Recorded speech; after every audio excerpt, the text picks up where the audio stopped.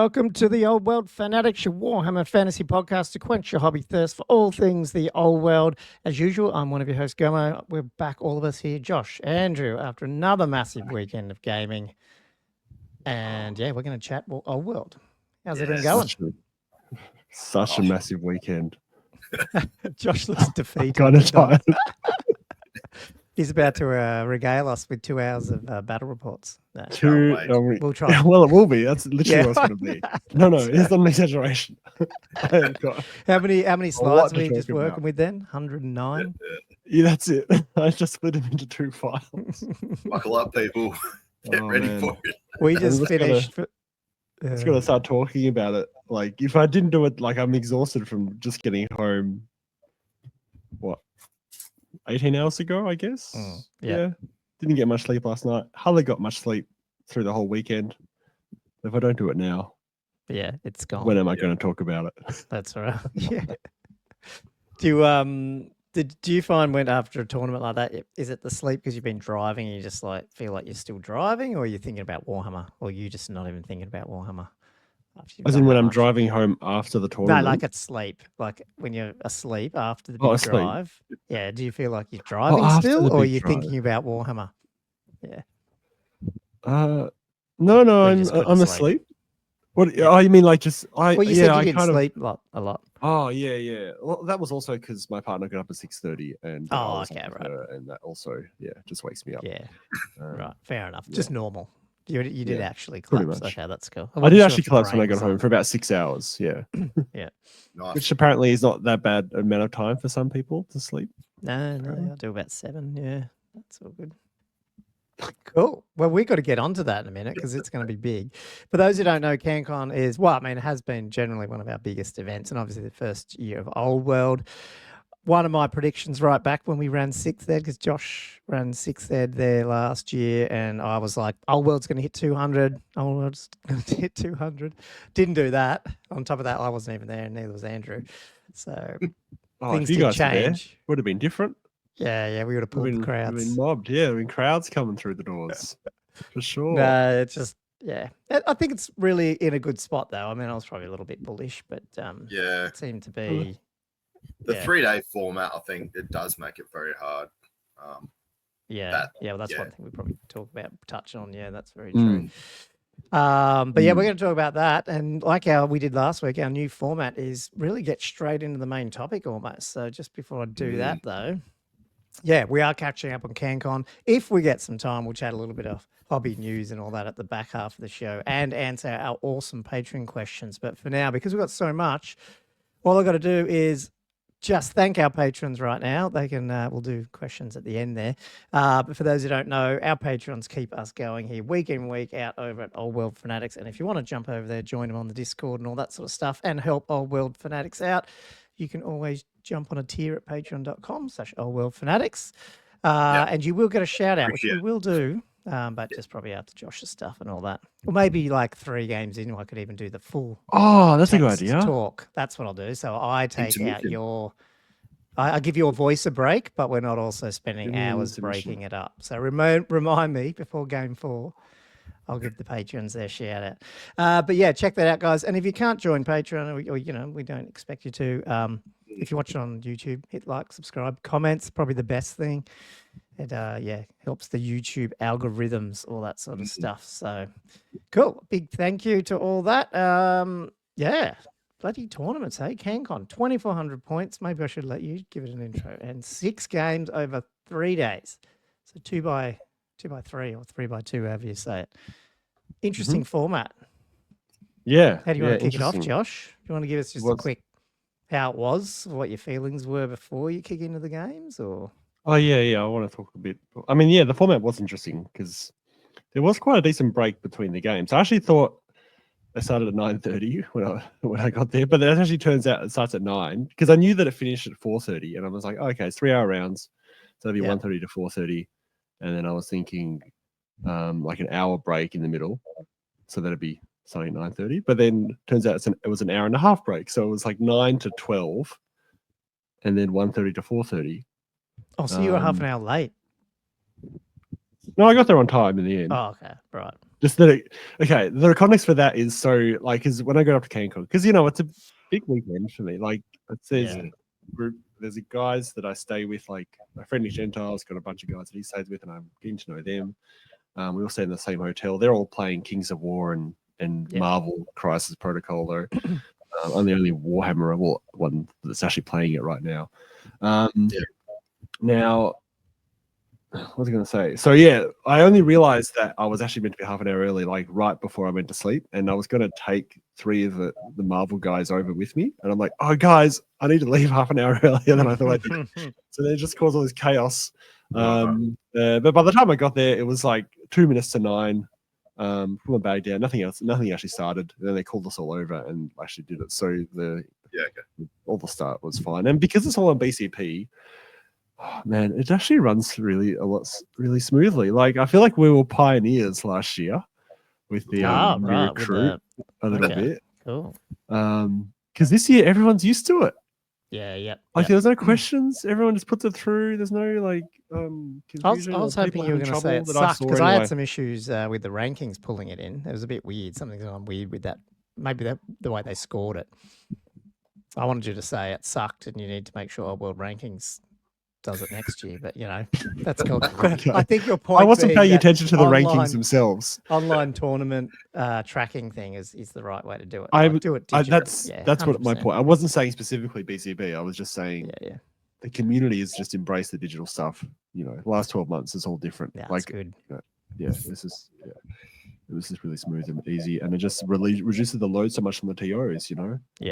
Because last year, even though it was online submission, we had that format where we could still do it manually, and we were still doing about half of the entries manually ourselves, and so there was still quite a lot of work. Yeah, that's right. Because not everyone is on New Recruit or weren't, and then this one you have to be on BCP. Hey, and then New Recruit, it can take a long time for the website to load. Some people's phones, wasn't dealing with it well.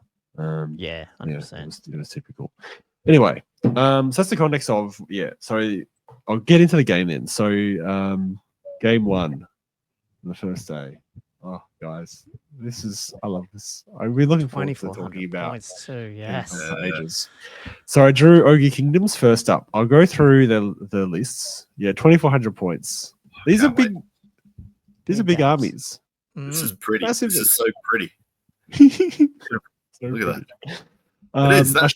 Looks like one of your tables, Josh. It's not, is it? It's not. No. Oh, guys, I was so hoping I was going to play on one of my tables. Did I mention I brought? Oh, you said something about you did bring some. I wasn't sure if you actually were using them though or not. So I brought. I ended up. I told him I'd bring 7 mats and 3 tables of terrain. And when we set it all up, it ended up being 5 tables of terrain that I brought. I under-promised and over-delivered. Yeah, awesome. Love it. But I never got to play on any of my tables. I was slightly disappointed because I was looking forward to having photos, like that, where it'd be like my army, but on my terrain. You'd be like, what? But never happened. Just to forewarn. But I got the sheep and the cows out again, the little cottages and stuff, all that gear. But I'm sure it was appreciated. So I'll go through the list. I should really refresh everyone's memory of what my list is, because I think that's people might not remember. So I went the Errantry Crusade, and I went without pegs. So I had a Duke on a Warhorse with the Ogre Blade, Siren's Locket, which makes him immune to multiple wounds, and Virtue of Knightly Temper, which gives him hatred and extra D3 attacks on the charge. I had the Green Knight, who I don't need to talk about, except to say that no introduction. no introduction. Except to say that the context of the comp, this one was if he dies once, your opponent gets full victory points for him, even if he comes back on the board. So that's a nice little, that is good. Nice little rule. That was one of the few comps in the game. That was like one of the only direct nerfs to a unit. It was just they plucked out the Green Knight. I'm like, you're gonna get a nerf. It's a bit random, but I think it's a good rebalancing. There's lots of ways you could do it, but that's one way you could. As part of the comp, don't want to get into your bat rep too much. Sorry, I don't know if I asked, but the FAQ didn't affect anything either, did it? I'm guessing. No, in the comp said anything before the list was submitted was in action. Anything after that was not. Gold. So it was just before pre FA gold. Yeah, I think so. Yep. So then I had a BSB questing vow, errantry banner giving. I had him in the questing bus, so I gave the whole unit extra strength, both the horses and the knights, and he had the Betrayal Impetuous Knight, giving the unit extra D3 inches on the charge with a +3 max charge range. I should also say, so being this is an errantry war list, all the knights get extra inch on the charge and the max charge declarable range. They also get Impetuous. And so better, what's the max charge then? Most of the time, it's what, like 20 or 19, and the other dude's more. Well, it's 17-inch normally because it's okay. 9 inches plus their normal move at 8, so I go to 17, and then it goes to 18 with the extra inch. Right. Okay. Wow. And then the questing knights with the extra 3 inches is 21 inches. Yeah, it's crazy. I should really. Yeah, the questing knights, the rest of that unit. So I'll go through that because I did tell with BSB and he's in the questing knights. So unit 7 questing knights. I gave him. So this is all errantry crusade stuff. I gave him the Crusader's Clarion. Someone suggested. Who suggests? One of the Patreons suggested I take it. Because it gives the horse an extra strength as well. So it makes it strength 5, which is hilarious with the errantry banner on board as well. Because the errantry banner affects the whole model, so it affects the horses. The Crusader's Clarion specifically only affects the mounts too. So. Strength 5 horses on the charge, and then they've got Crusader's Tapestry, which gives the whole unit frenzy. So I've got a 21-inch questing knight charge rate, but the whole unit is frenzy. I'm trying to make questing knights valuable. 3 attacks or 4 attacks each. They're only based 1 attack each, so it's 2 attacks each. They have Furious Charge? Questing knights? No. That's why they're terrible, man. They don't have any special rules. They're not 30 points a model or whatever they are. I don't know. I'll have to see. I'll have to see what Cam did, because Cam had like these 3 attack or something questing knights. I thought might have been 2 or 3. Maybe that was the frenzy banner he had on that too. Then maybe was he running an errantry war?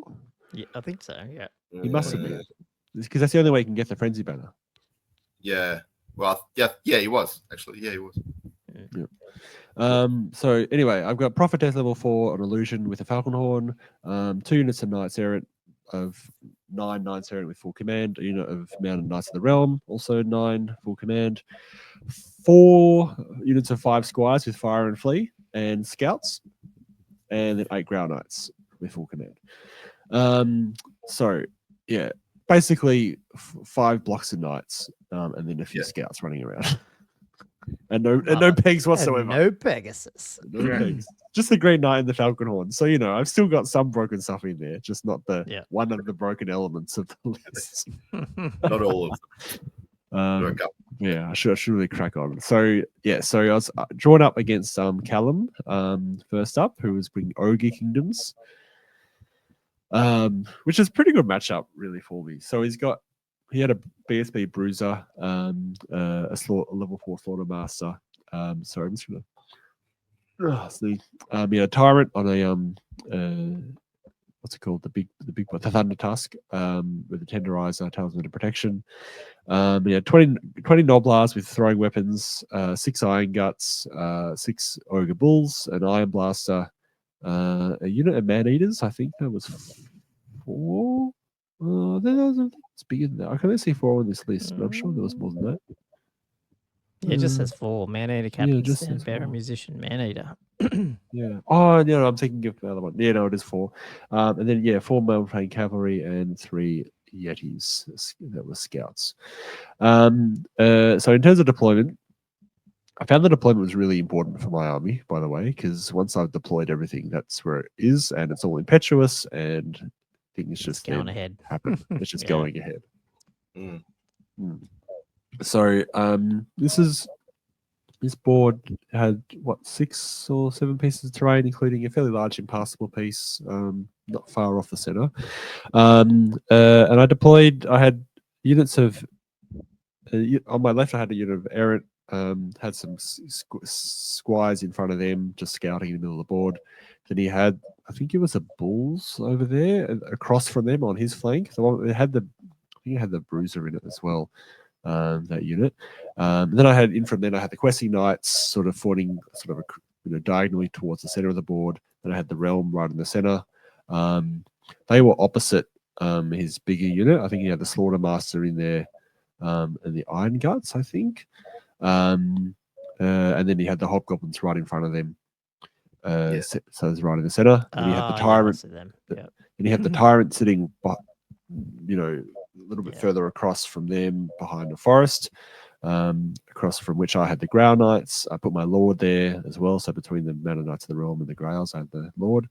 I had another unit of Squires sort of in the center. He also had, what was his? So he had 3 Yetis that were scouting as well. So they've ended up across from my Grails, sort of, in the middle of the board there. In the middle of the board again. Okay.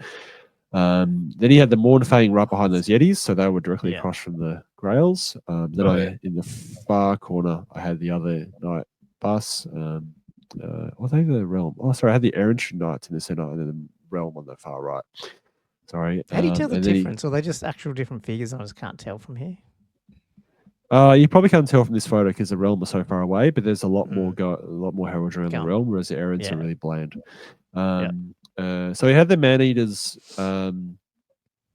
across from the Realm, so on that right far flank on my right, and he had the Iron Blaster just inside them as well, between the Mournfang and the Man-Eaters. That's the Man-Eaters right out there, the little 2x2 right out the left. Right at the back on that hill. Yeah. Okay. So he goes first. He does move things up. My Knights errant on this near flank. I can't even see. I haven't got a photo of it. I don't have a photo of it. They do. He moves up enough that I do end up charging him. And the errant actually do surprisingly well against that unit. The Bulls. I ended up going pretty much straight through them. I forgot a photo of them afterwards. Where is it? Yeah, there it is. So they ended up just going straight through. Sorry, we have to say this ahead of time because people can't hear this. Once we get into his army, I didn't realize his Mournfang were hippos. It's Mournfang with hippos. You'll see it. Yeah, the whole army looks really cool. It's very crab. It's a giant crab. The Tyrant's on a crab. Yeah, I couldn't see it in deployment because it's behind the forest. Yeah, okay. But there we go. So the Errant on the flank charged the Bulls. He moved his Hobgoblins right up into charge range, and I think I failed all of the impetuous tests on my first turn. So that's why the Errant charged on the flank. Didn't have a choice. The questing knights are frenzied anyway, straight into the Hobgoblins. The other Errant straight into the Hobgoblins fail. Even the Grail Knights fail their impetuous and go into the Yetis in the middle of the board. And the Lord, who was just between the Grails and the Man of the Realm, he also fails his impetuous. And he's straight into the Tyrant. And I'm like, great. I mean, I didn't really. Did you? You still chose to do that though. You could have sent him into the Yetis, for example. Could you? He was where the Yetis were placed. He was either going to hit the Tyrant anyway, all right, or if he didn't, the Tyrant was just going to charge him next turn. Yeah. So you might as well get the charge. So, for better or worse, I elected to charge him in. Yeah, because it was going to happen anyway.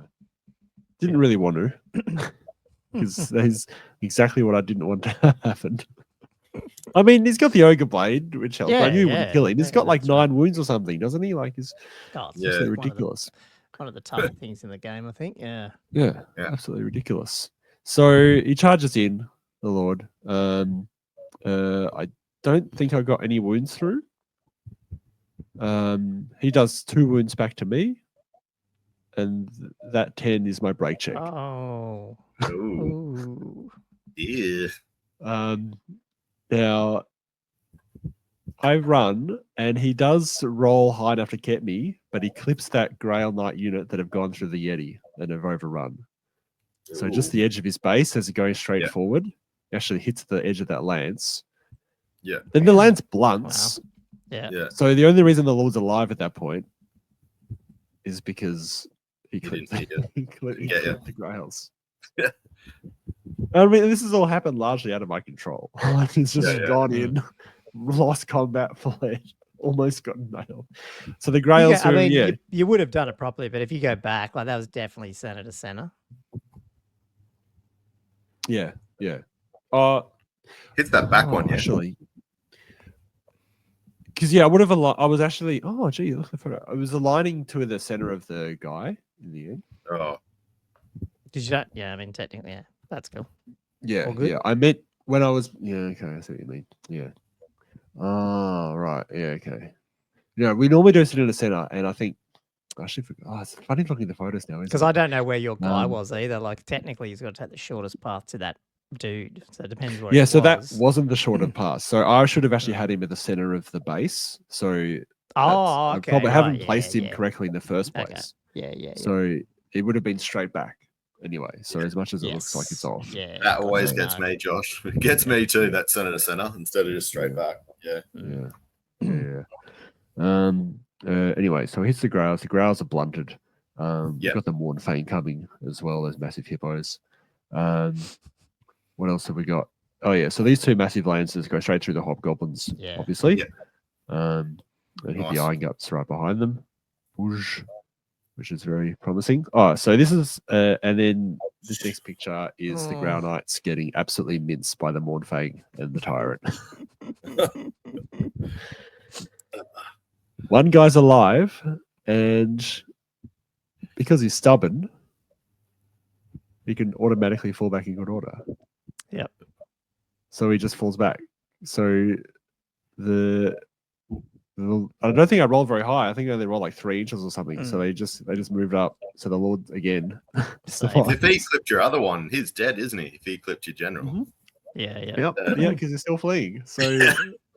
So it's like that was very close, very near disaster. Very close. So the Iron Guts, with the double charge with the questing and the errands, pretty much that unit goes off as well. Nice. And that looks like it's got his bruiser in it, does it? I thought it was Slaughtermaster, I think. Oh, sorry, that's what I meant. He's wizard, dude. Sorry, his wizard's BSB, hey. Yeah, the wizard got taken out with a double lance charge. Now I'm trying to remember what happened on that far flank. Have I got any photos of that one? It looks like you totally took out those bulls as well, didn't you? Yeah, the near flank. Yeah, and they just moved over, but it's not that relevant. So now I move my Lord rallies. I move him away from the Mornfang and the Tyrant. The other two knights, go straight through the Iron Guts and chase them down and reform. So they're all facing towards the center where the Tyrants and the Mornfang are. That's right. Yeah, the Mounted Knights of the Realm on the other side. They charge the Man-Eaters. The Man-Eaters flee, and they end up redirecting into the side of the Iron Blaster. That's how they ended up in that position. Yeah. It was a bit random because they'd also had to kill some saber tusks, so they sort of ended up right out. And then coming back in again. So now he charges. He charged the Tyrant into the questing knights, and he charges the Mornfang into the Lord. Oh yeah. And this is probably where things sort of flip again on its head, because he's lost quite a few units. He's really only got the Tyrant left on the board. He charges the Mornfang in. I counter charge with the Lord. He goes in with the Ogre Blade. I think he does not. Gets off 6 wounds, and that Ogre Blade roll you can see there 4 5s, a 4, and a 3. Yeah, and a 2. Takes the unit off. So that's like 14 wounds or 12 wounds or something off the Ogre Blade. Yeah, and the whole it was enough for the whole unit to essentially disintegrate. So he didn't challenge, obviously. He didn't. No, he didn't. Oh. Yeah, right. I don't know if he had a champ actually. He might have. Yeah, okay. Yeah, he had a champ. He had a crusher in that unit, so he could have. He could have, but he didn't. Sweet. Ouch. And then he essentially conceded at that point. So I don't remember playing the Questing Night camp combat out, to be quite honest. If we did, Tyrant. they didn't go off the board. Yeah, if they did, because I feel like they would, the Tyrant would challenge, and like I feel like they lose combat. Maybe they were stubborn, they fell back. I can't remember, but it didn't affect the outcome of the game anyway. I had a lot of games. This is the first one. It's a long time ago now for me, guys. But I ended up, once we counted up the points. Now, this is something that we did. Like, we pretty much just counted the points on the board, even though we conceded. And I was kind of thinking, how does this work? But we just basically counted the points that I kill, he killed, that type of thing. It ended up being a 15-5 in my favor. Afterwards, like I spoke to one of TOs, so I was like, "Oh, how do we normally do that?" And he's like, "Oh, normally you would just, if you concede, you would just concede all the points, like your whole army." That's what I thought concede was, unless you come up with an agreement. Yeah, which is I probably about that on the forums yesterday. I saw not forums, but Discord. Yeah, was that what brought it up? People were chatting about that. Yeah, and in the moment, like I just didn't remember that. Like now, they say, and I'm like, that's obviously what you would do. It's just Anyway, I was like, it's the first game. I was like, 15-5, and when I was talking to Theo, like he wasn't around. I'm like, oh, don't worry about it. I'll just play on this game. Yeah. And the next game was against Ogres again. Wow, freaky, ridiculous. Yeah. Ridiculous. I didn't even know that. Hey, I think there's only 2 ogre lists in the whole I'm tournament. skimming it down. That was Callum, and then you must have played. That is good luck. Okay, let's see it. Have you found it yet? No. It was Mark Richardson. Yeah, I'll keep going. I was want to bring the list up. He's quite an avid listener, actually. So yeah, he was excited to play, which was cool, which was kind of cool. He'd actually flown up from Tasmania. I don't think I've played a Tasmanian before. No. I can't think of Bernie the other day. I was wondering if anybody plays Old World down that way. Well, he said there was quite a few people down there to play it, so yeah, there must be a bit of a scene going on. Yeah, sweet. So he had a not dissimilar list, a few changes. I mean, he also had a Tyrant on a Stonehorn. Carnosaur. On a very brightly colored Carnosaur. He'd gone. Oh, that's right though. He had gone without magic on his. He just got a BSB Bruiser, and no Slaughtermaster. Which in armies of this size, it's kind of like 2400. You kind of need some magic defense, really. What is that death cheat to do? That's on the BSB. It's just like a ward thing or something, is it? It's not a magic defense thing, is it? I think that's the one where you can force your opponent to re-roll 1 successful wound roll. Oh, right. Okay. Which is a good protection against Monster Slayer. Yeah.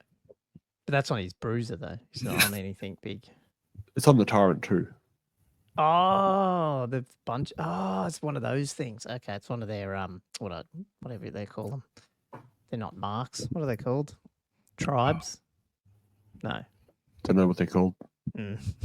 I know it. Yeah. I know what you're talking about. I don't know what they're called. Anyway, so he had 4 Ogre Bulls, 7 Iron Guts, 2 packs of 2 Saber Tusks, 2 Iron Blasters, 4 Mornfang, 3 Man Eaters, and 2 Gorges. And so I deployed actually almost exactly the same as last game. Definitely looks like it. Yeah. Yes. Yes. It's exactly the same, actually. Same order of knights, everything. I guess it worked well enough. Looks like you're even on the same side of the table. Just kidding. So I can just repeat my deployment, and then so the Knight Errant on my left flank were across from one of the Iron Blasters. He also had a Gorger and a Saber Tusk pretty close to that unit as well that had scouted. Because he had 4 scouting units as well as my 4 scouting units. So something where I was, there wasn't space for me to be placing my chaff around, and then he had, I think those are the Iron Guts, with a Bruiser in it, directly across from my questing knights. He had then the Forlorn Fang across from the Errant in the middle. Then he had the Tyrant right next to a forest, across from where the Grails are. And then he had, what was the other guys at the far? Oh, that's right. He had the other Iron Blaster on the other side, sort of inside that flank. And then the Man-Eaters and the Bulls across from the other mounted Knights of the Realm. And the Bulls are sort of sitting in some difficult terrain there as well. Again, these are your typical, the old world terrain levels, where it's about, 6 or 7 pieces of terrain, I guess. Yeah. The ones I set up, I filled with terrain, by the way. I was like, terrain everywhere.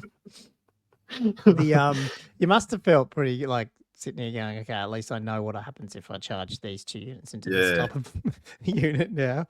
Like after I know. one. Yeah. I know. It's like it was so bizarre. And like these lists are like, for an errantry war, like these are all, all cab lists is probably the worst case scenario for ogres. Like, these matchups are, got no Swift Stride. I couldn't ask for a better matchup, to be honest. So his turn, because he goes first, obviously, because I prayed. He didn't really move up because he's got the 2 Iron Blasters. So he was hoping to just shoot. You don't pray that, do you? Exile.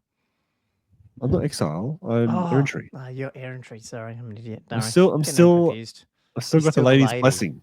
Yeah. Still got a blessing. In fact, if anything, we should be more blessed because we're out there fighting in her name. Yeah, that's true. The most blessed. Shouldn't even need to pray. Should just assume we've got her favor.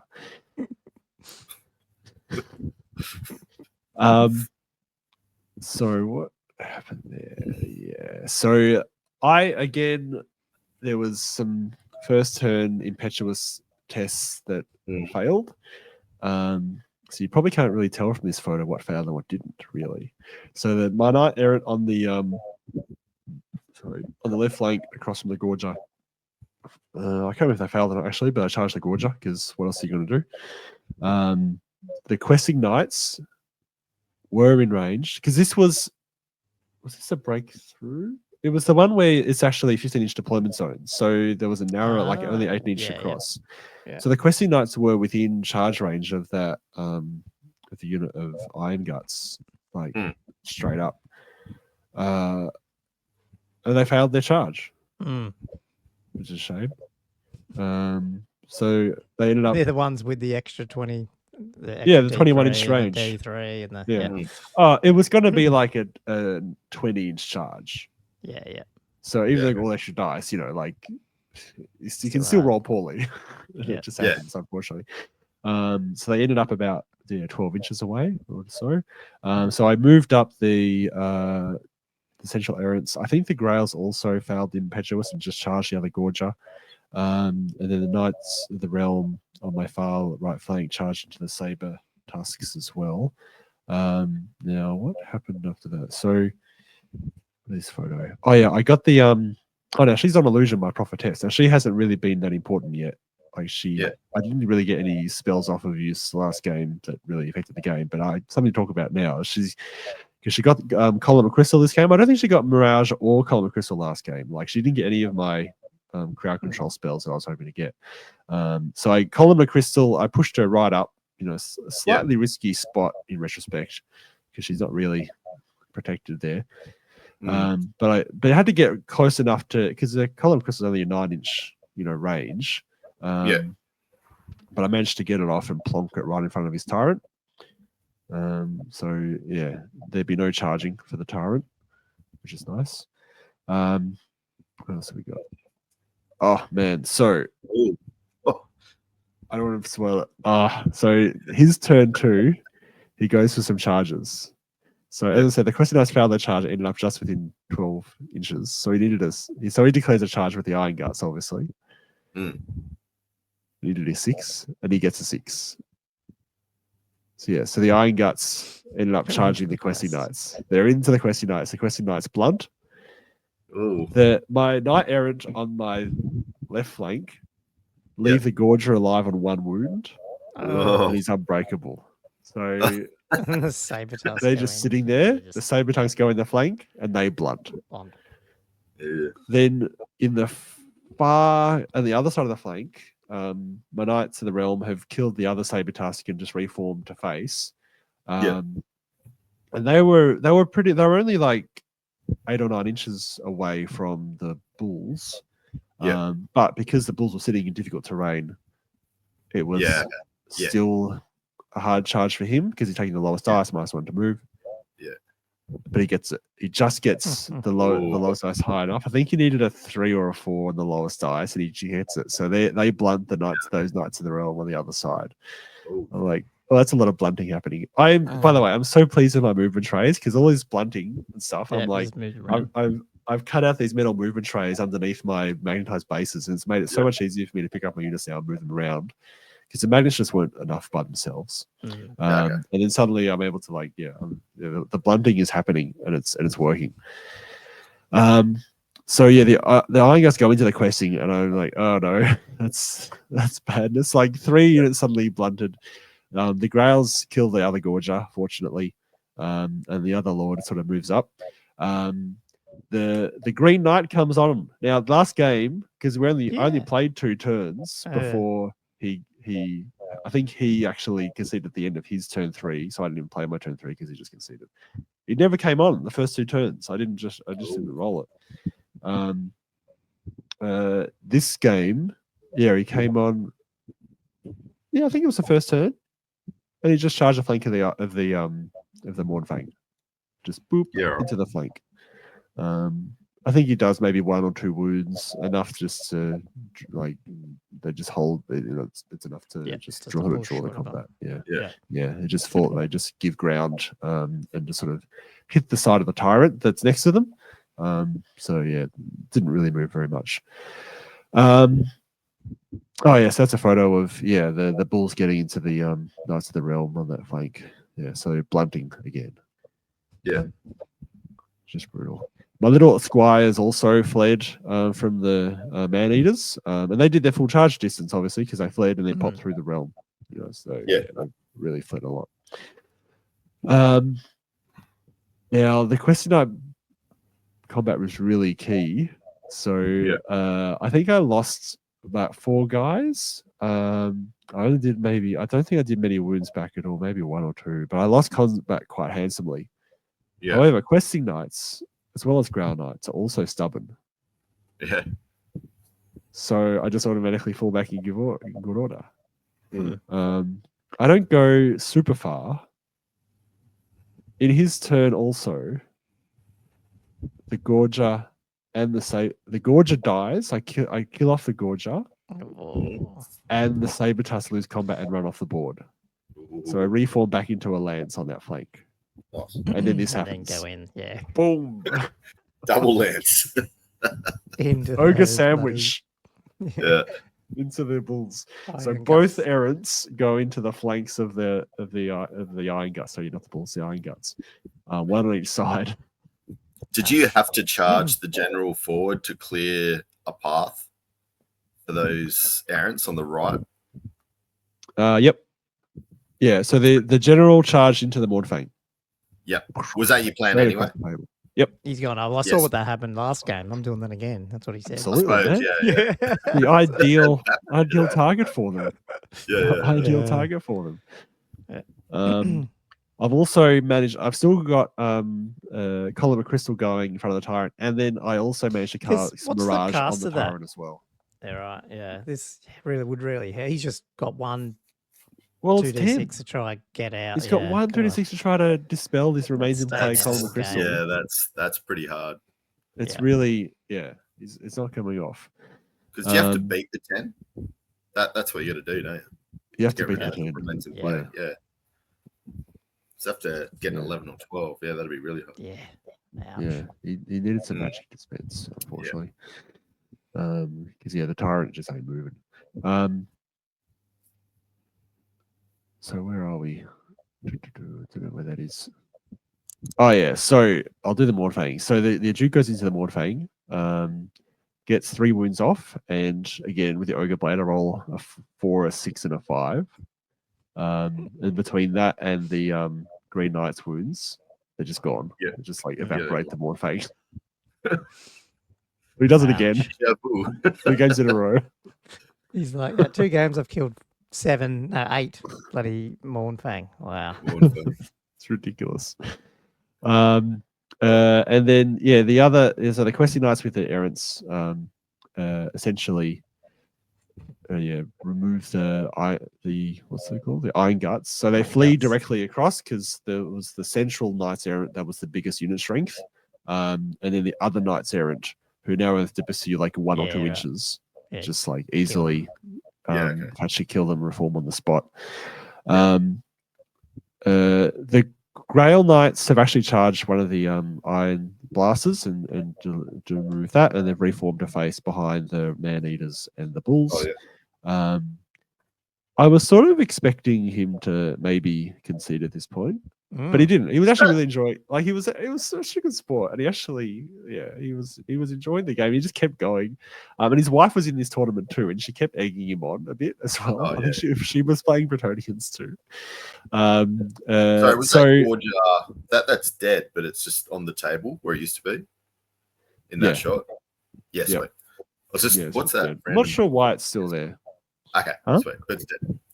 I was just wondering what that thing was in the middle. If there was actually. I don't know why it's chilling out. Yeah. Anyway, it was a dead one from. It was definitely dead. I don't see why.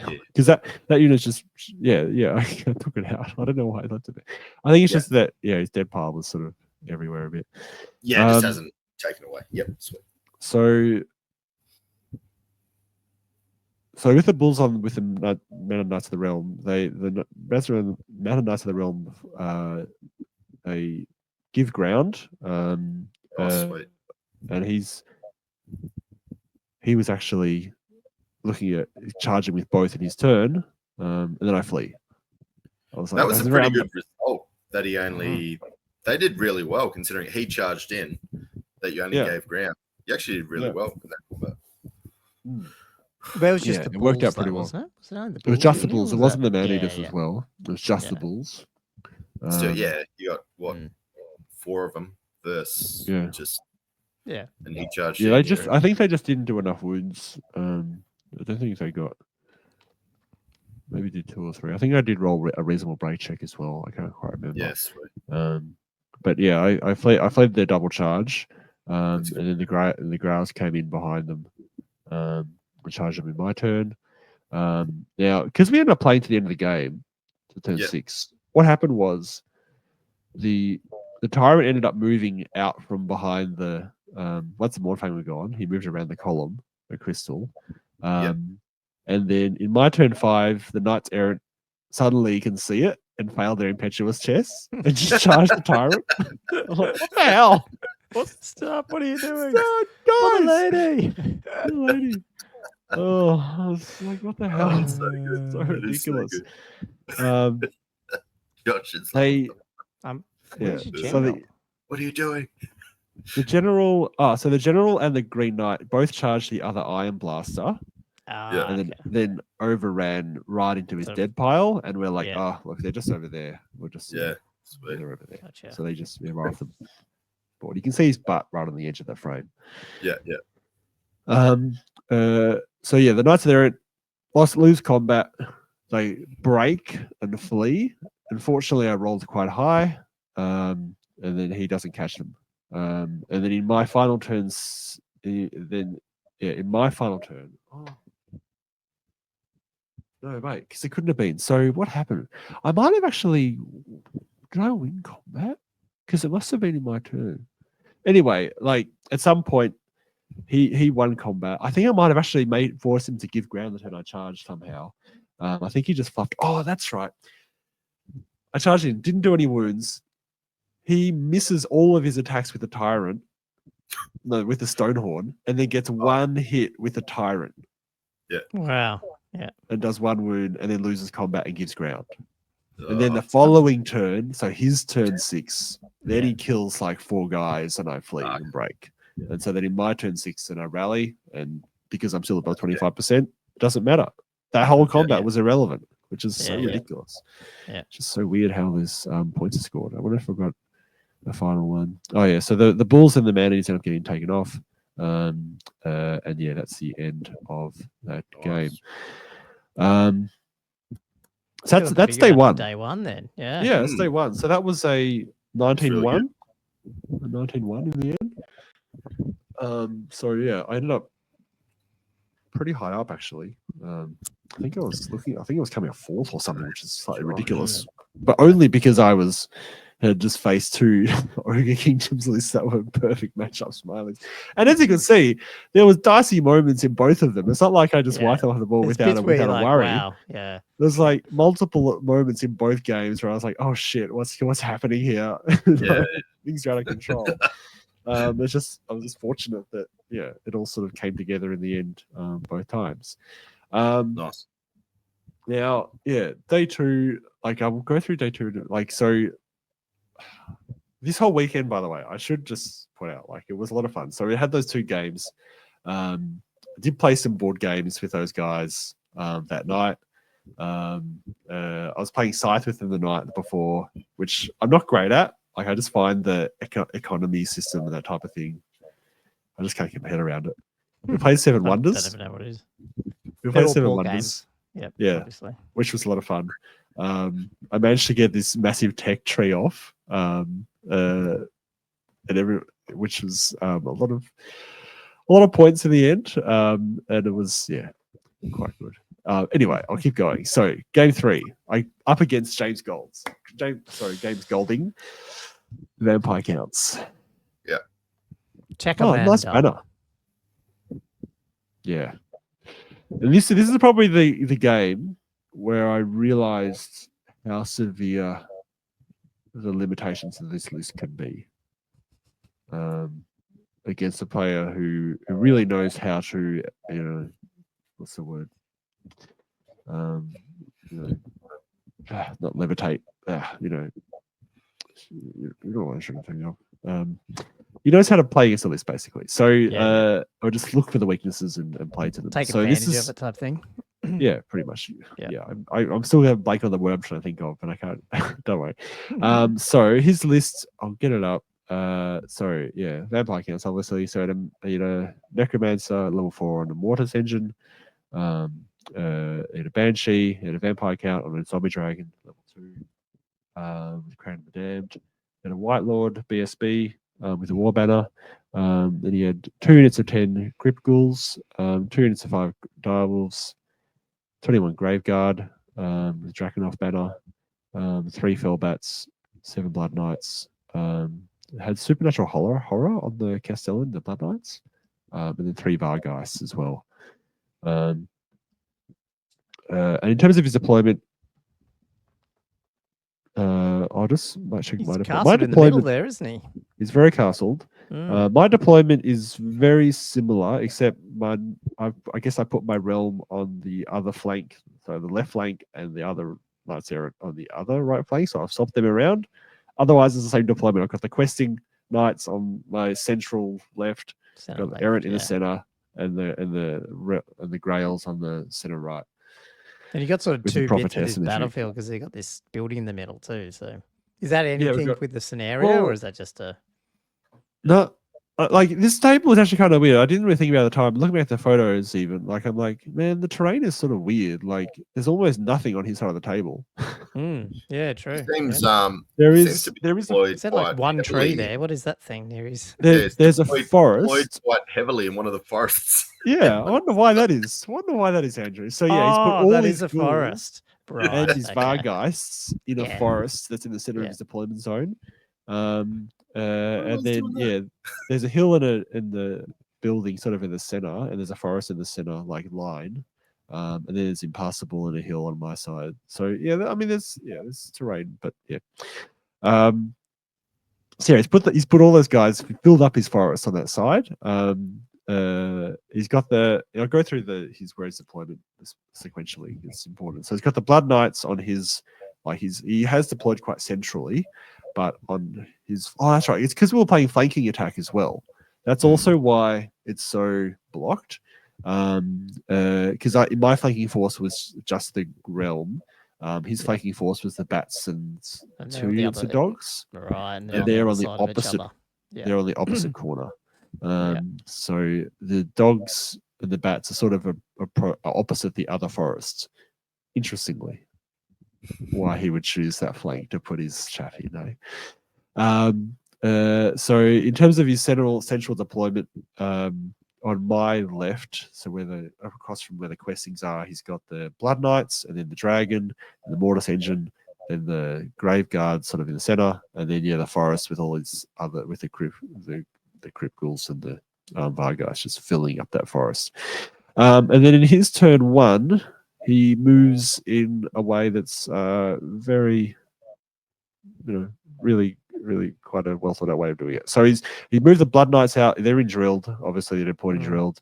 So he's drilled them up right out on his flank, so across from my Mounted Knights of the Realm on my left flank. He's moved the Zombie Dragon almost in the middle of the board, directly across from my Questing Knights. Yeah, basically just forcing a charge there, and not giving them really. Yeah, he's put the Mortis Engine just outside 21 inches. So yeah, no other option but to charge the Vampire on the Dragon with the Questing Knights. And he's moved his Vanguard of the doggies up and then moved them into the forest and the bats. Everyone has just gone into that other forest. Yeah. Essentially giving me nowhere to deploy the Green Knight at all. Which, it's like a very effective strategy. It's interesting though, because I was thinking about this before. Like, I'm like, yeah, that's annoying. The Green Knight can't come on the board, but it's also meant four chaff units, 5, 4 chaff units, and the Vargeists aren't doing anything, apart from occupying space in the piece of terrain. Is that a fair trade-off? Denying one Green Knight. Yeah, I mean, that's why I was so close to doing that with my first game too, when I was going to put the Night Goblins in that forest. But yeah, that's not my chaff and stuff, isn't it? I don't know. Yeah, I'd probably take that trade-off, to be quite honest. Like, all that chaff is occupied. It's not doing anything. Yeah. Maybe I should have just ignored it. It's really handy against a Brett list too, isn't it? It's like super handy. Yeah, that's the thing. Yeah, absolutely. Especially a list like this where any form of redirection is going to be disastrous for me because I can't, 50-50 chance I have to charge anyway. And then, I'm just doing whatever you make me do. Yeah. Which again is, a big part of this list. So where are we? So that's a bit more of a close-up of all the forests being filled with stuff. The Vargas, interestingly, he just had them behind the forest. He didn't even have them in the forest. I'm not even sure what he was doing with the Vargas. I think he just felt, because I had the Horde, they weren't going to be doing much in the game or something. I don't know. So he's just saying you're not getting them. Yeah. I think that's what he must have been doing. Yeah, so the Mountain Knights of the Realm fail. They're impetuous, and the questing are obviously frenzies. So the Realm go into the Blood Knights, for better or worse, and the Blood Knights obviously reform out into a line and countercharge. Redress the ranks, what's I guess. The thing next to the Blood Knights?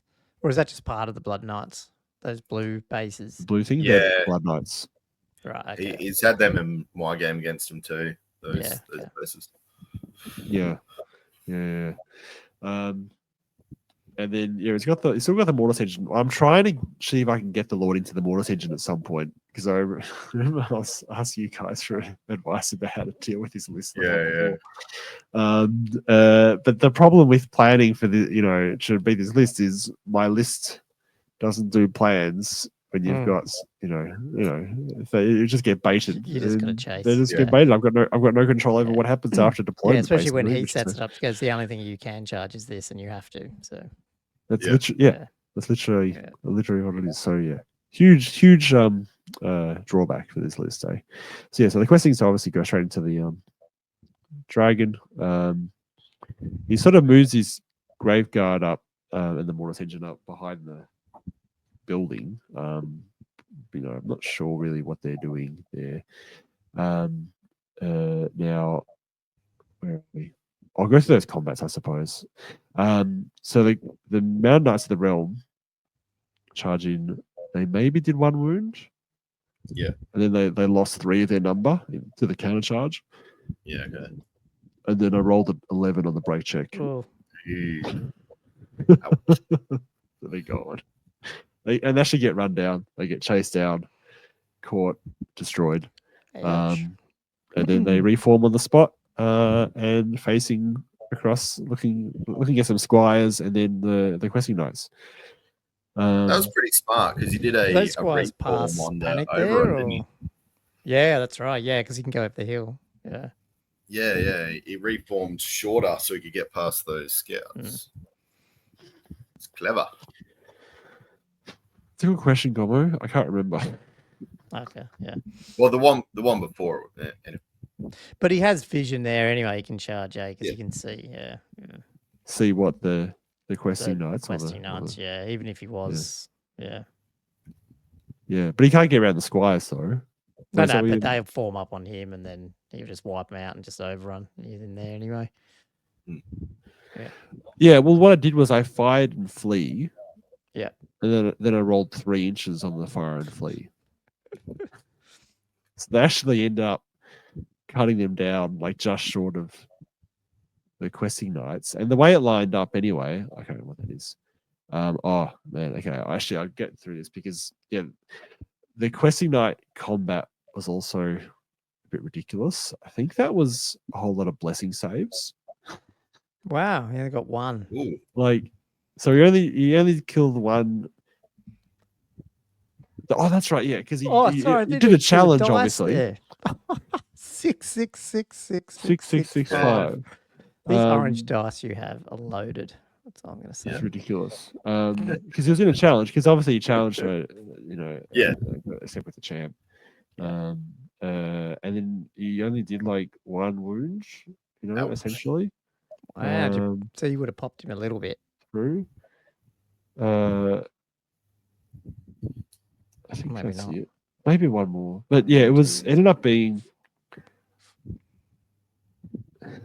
He didn't take any wounds because he's got Indomitable 2. Yeah, anyway. right. So I think he lost combat by 1 or 2. Yeah. And then just gave ground. Now, what's happening over here? What are we doing? We've gone in the forest to chase these little chaff units. Yeah. So on the other side, they're like, get out of the forest. I want to get this Green Knight on the board.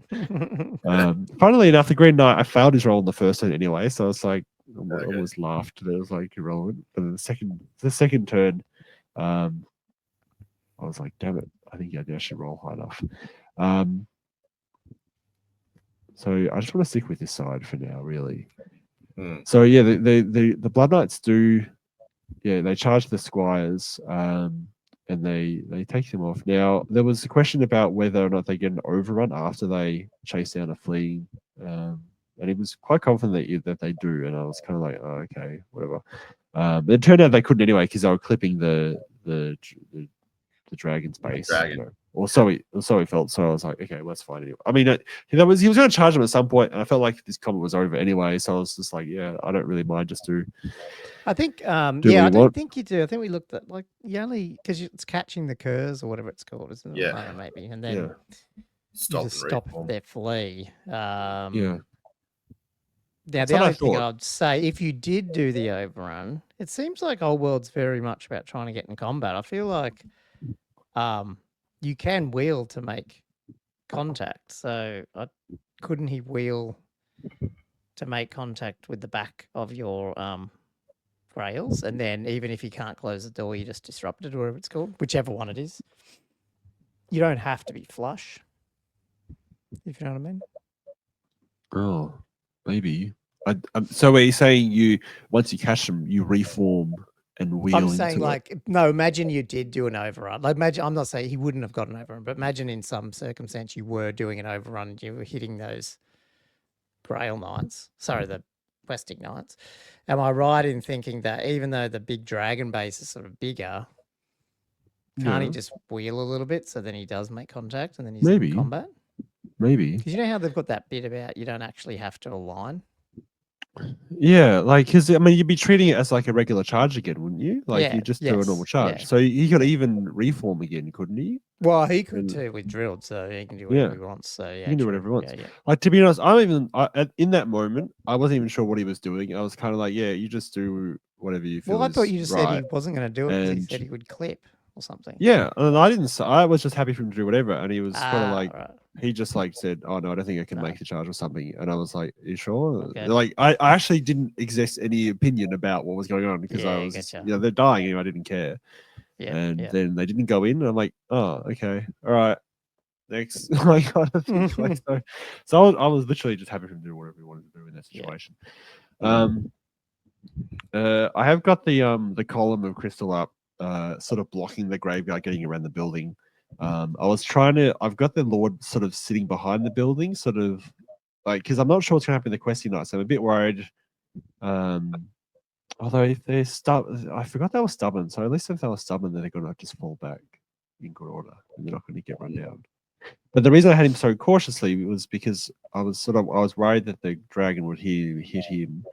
But I was trying to get to an angle where I might be able to get into a charge of the mortar tension. But in retrospect, maybe I should have just moved him right up because... Oh, no, it doesn't work. Because when I charge the questing knights into the dragon, even if they then fall back in good order that turn, he can just not follow up and then choose to charge into the Lord if he wants. So, yeah, I don't see a way of... Yeah, that could have done it differently, I feel. Yeah, because it would... Yeah, I just couldn't get there. So I realized what was going on in this photo. So the errants charged the direwolves, and then because they couldn't close the door because of the other unit of direwolves, the whole unit blunts. So suddenly rather than having a nice lance formation charge in the direwolves, I've just got this blunted charge, just because of the angle of where the two units were sitting in the forest. And I was like, oh, great. And that combat ended just being a slog, where nothing really dies, very much. So I feel like, I'm starting to, I've lost a lot of control. So the Blood Knights go into the questing knights, so I end up taking them off. The questing knights, the Grail Knights try and move around and charge the Graveguard, but whereas with the Graveyard, they're almost facing towards the house. And just the angle of where the Ground Knights were, it wasn't a flank charge, it was a frontal charge. And that meant I had to try and squeeze into the front, which meant I couldn't close the door, which meant a blunt. This was a massive... So he's actually massively closed the door. So where he was facing was almost 70 degrees. Like he had to wheel through that White Lord or wizard, whatever he is. Yeah, gotcha. To close the door. So it was a massive close the door. So that's one of them. I don't know. That's one of just the lance rules, is it? That like if you don't. What's a disordered charge? Yeah. Okay. Yeah. As soon as it's a disordered charge, the lance blunts. Blunt. Okay. Right. Yeah. That's all it is. So any source of disordering is an automatic blunt. So the Grails blunt. So that's a shame. So they're not going to win that combat, unfortunately. Like they're just not going to do anything when you're blunt. It kept going ever worse. So I charged the Lord into the Blood Knights. Is this where you did on his own? Kill one guy. Kills one dude. Kills one with a bloody you're not hatred. A 7. I think I rolled 6 attacks, unfortunately, and hatred with rerolls and strength 7 kills one dude. It was in a challenge anyway, but it only got one wound through. They're all champions, whatever. Every turn, and then bring him back. So only killed one guy, and then he lost combat. I don't have a photo of that. Oh man, he lost combat and fled. Oh, he outran. Oh no, he did. He didn't outrun. They actually ran just short of the prophetess, and he actually ran next to the prophetess. But then they both fled. They both fled through the other errant. They can get flanked. It all just went really bad. It was really bad, and I think this is probably about where I called it. Yeah. So the other errant then fled. They lost combat. The Grails they're falling back in good order because they're stubborn. They've reformed into a line, and the dragon's sort of threatening. But I just was like, okay. That's insane. And you still got it's probably not massive points, but those I can never say it. Vargheists and his other, they're 200 points and so 400 points. I got top thing. Yeah. They were never involved in the game. This was my turn 3. This is It's not like there was plenty of time left in the game for him to clean up these units, basically. Yeah. So Yeah. I was happy just to go, yeah, mate. Let's call it. Wow. How long did that game take then if it only went to that? Is this why you had 2 enough time hours. to like check out? Yeah, okay. Yeah. Cool. Wow. 2 hours. So yeah, all 3 games have finished. The first game finished after 2.5 hours. The second game was 2 3/4 hour, and that was going to 6 full turns. And that one was just a nice little 2 hours. So as much as they're big armies, I haven't gone to time yet. And is that? I guess you might. Oh, well, you would have found out. I guess like was the 3 hours enough overall for other people, or are you just feeling just because your games were so crazy they were either like smashings?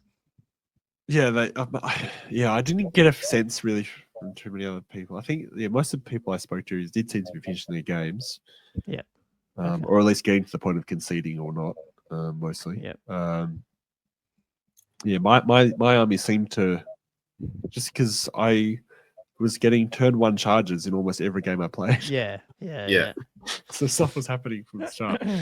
Can I quickly ask Josh a question before we hit our intermission? I'm coming to the assumption, and I'm loving to hear what you were actually going to do, but it seems like you've had 2 Stonehorns and a dragon that you sort of had dramas with. Did you have a monster sort of plan against like a big scary monster, or is this something that maybe that the list did have a problem with dealing?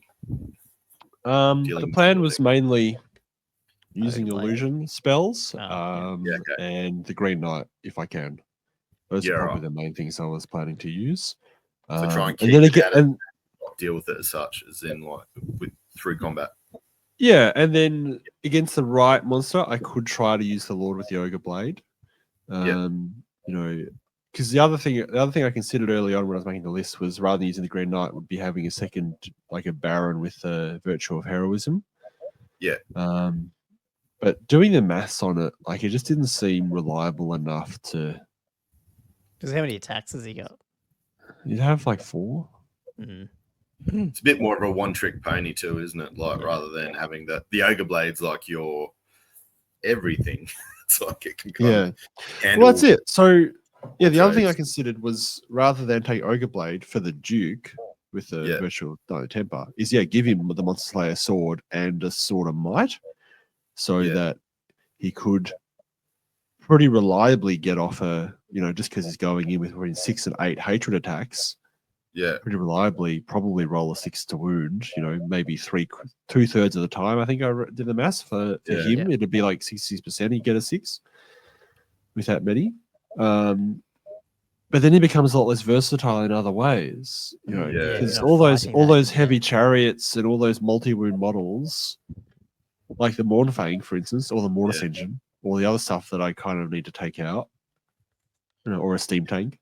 He's not doing anything against, So it's sort of like it works better for those things, but suddenly there's this whole other area of stuff that he's not able to deal with. So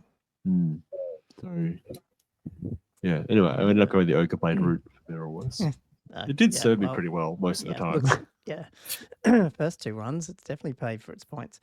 Quick intermission. Let's give our patrons a quick shout out. Do you want to do that?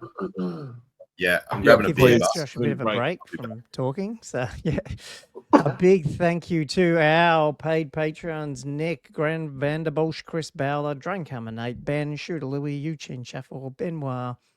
I always can't say his last bit. F. Le Britannique, Edward Fawcett, Cam the Dentist, James McKellen, Liam Fallon, Tommy Kublin, Jay McBride, Flatwoods Edge, Sexy Jelly, Herald of the Old World, Keel Hurd, David Dodge Lancaster, Tommy Dogs, Matthew Klein, Thumper, Matt Morris, Thomas Vavasow, Griff, Jess Tors, Wood Duck, Josh Griffiths, Nananawam, Daniel Broadstock, Jonathan Wengler, Elliot Mitchum, Gilthos, Draconos, Diesel, Denny Gamer, Robert Z.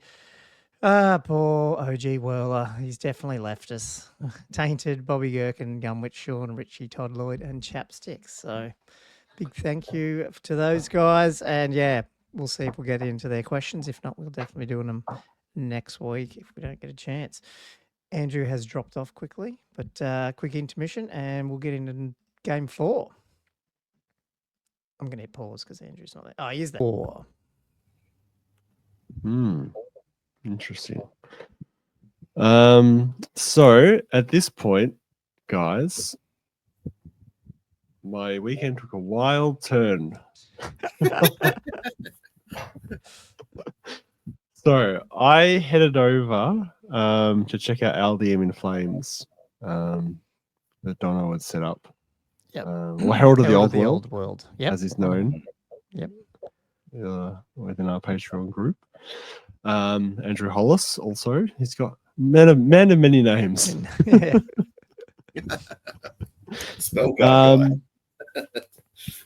So I did get a couple of photos. So this is the Aldium map that I was nosing around a bit on day 1 as well. This is like earlier on. So how far was it to get to? Not far. 8-minute drive. Right. Not far at all. I mean, you have an hour and a half break. It's easy. The thing is, I don't really know what all the dice are. Like, it's so like it's such an interesting little system he's got going on. And I'm like, this is a photo on day 2 when everything's happened. You can see all these dice markers are everywhere, and all the army markers are completely different locations. I'm like, okay. But it was a really cool thing. So it was at the Ainsley Football Club, where it's licensed aircon, a lot more comfortable, like not as noisy as well. Like it's just like I found it hard to hear sometimes, especially my last opponent, like just from all the ambient noise. It was difficult to deal with. And we had this cool little setup going on at the front, because he had the Aldium in Flames going on, where it had the Old World and Mordheim players all playing in that campaign, and then he had also a separate Mordheim event going on as well, like different, like not part of the narrative, just people. Oh, I didn't know that. Okay, there was an overflow. Cool. So. So because the Aldium in Flames was a team event, where you had teams of 4 people, 2 the Old Worlders and 2 Mordheimers, and so their team were, the Mordheimers would get, certain objectives that would help the Old World players, battles and that type of thing. But he just had so many people wanting to play Mordheim that he just started a whole second event, which was like for 2 days, people just playing Mordheim games. Wow, I didn't even realize that. Cool. Yeah, there was like 20 more people just playing Mordheim, like just little. I reckon, man, if they bring that out, it's just going to go insane. There's a lot of enthusiasm for Mordheim. Now I got some photos as well of the Old World there. I was interested to see how the armies looked. I didn't get to see a look at any army lists. But I was just intrigued to see, because these guys were, the intention was these to be more narrative games. And I was seeing sort of bigger, chunkier blocks of infantry going around. Tomb Guard there, and blocks of 20 skeletons, or probably 30. Yeah, that's good. I was like, oh, this looks, more like some Cask of Souls sitting in the river. What? Oh, Cask of Souls sitting in the river. As you do. That's it. It's floating down. It's not on a road. It's been there for well, they're not immovable. It'll move on a not remaining move phase, so you got to watch it. What's the Empire army? Well, they're not immovable, even though it's immovable. It can move outside of the remaining moves. I was just making a joke about the FAQs. Oh, because of the magic move or something. Yeah, right. Yeah. Immovable doesn't actually mean what it means. That's that Empire? I think that's Chaos. It's Chaos. They're Chaos Capes. Yeah. They're Marauders. Warriors, Marauders, and looks like Empire Knights. The far. And just some else and that type of thing. This is a very gunliney Empire stuff going on though. These guys are really strung out. Gotcha. There was a lot of that. I was like, oh wow. And then I was just cruising around, taking some photos of the Mordheim. Some of these Mordheim boards look amazing. The Docklands and that type of thing. And now, guys, so this is where what I did was I didn't actually play in round 4 at Cancon. I was playing Mordheim. I was wondering what was going on with your game, and you were saying nothing. So, for everybody at home, I was sneakily stalking Josh on Best Coast pairings. So I was like, "Oh, how's Josh going?" I kept stalking him, and then it was like the end of day one, he's like missing a game, and I'm like, "What's going on, Josh? You're missing a game." Like, and then like Josh just didn't say anything. He's just like dodged the whole thing. Wow, I did It's not all even coming realize. together. I was waiting for it. I was waiting for this podcast to the bombshell to drop, because what happened was, I was like, it's you can blame Alex and Frank. You can blame the Rank Bonus podcast for this, because I was listening to their Mordheim episode like 5 or 6 days last week. And then I messaged Alex going like, "Oh no," I was like, "Oh, that's Mordheim sounds really cool." And then suddenly he's like going, "Oh yeah, you should come and play Mordheim with me at Cancon." I'm like, "What? What are you doing?" And he's like, "Oh, I was so tempted," and then I was just you like made so a funny torn joke about it. like about a day before about Because I was imagine if you tortured. do I just was like, I drop want to play out. Mordheim. I really want to find out what's going on. I'm not sure there's going to be any other Mordheim events ever. Like, this is the only opportunity I'm going to ever play it. Because all the campaign stuff, like, I'm like, oh, this song reminds me of what you're doing the 6th set. I kind of want to find out more about it and play it. You bad boy. So You bad boy. I played round 4. I was playing Mordheim. It's got nothing to do with going 2-zip day 1, day 2, tabled by the.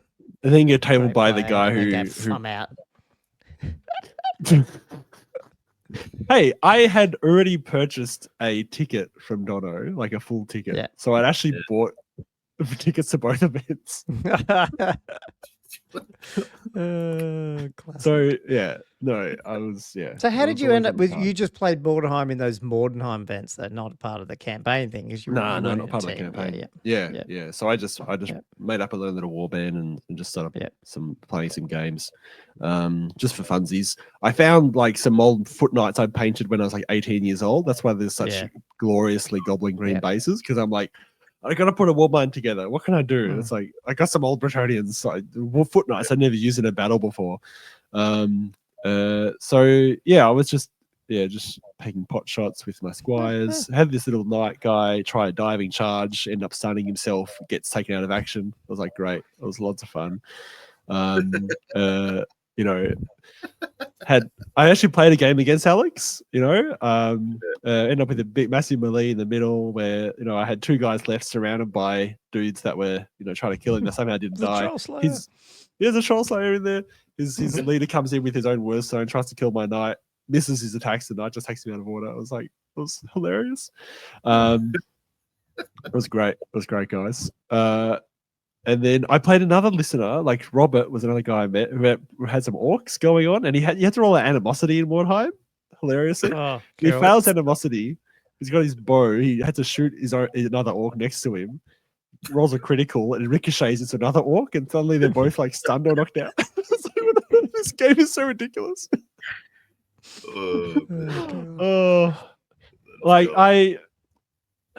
For me, I was like, my priority was like, I want to find out more about it. I know I'm going to have a lot of fun doing it, and it was fun. I do not regret it as much as it's a ridiculous thing to do in the middle of a massive tournament. Yeah. I mean, as I said, you don't get a chance, so I'm probably not going to get a chance unless I instigate something in Melbourne. Which for me to do that, I need to have played it. I can't just step in and start organizing something without ever playing it. But yeah, it is a lot of fun. It was almost more fun doing the post-op, like the post-game development. Roll exploration tables, and you see what happens, and you get experience, you get injuries, and losing legs and crazy things.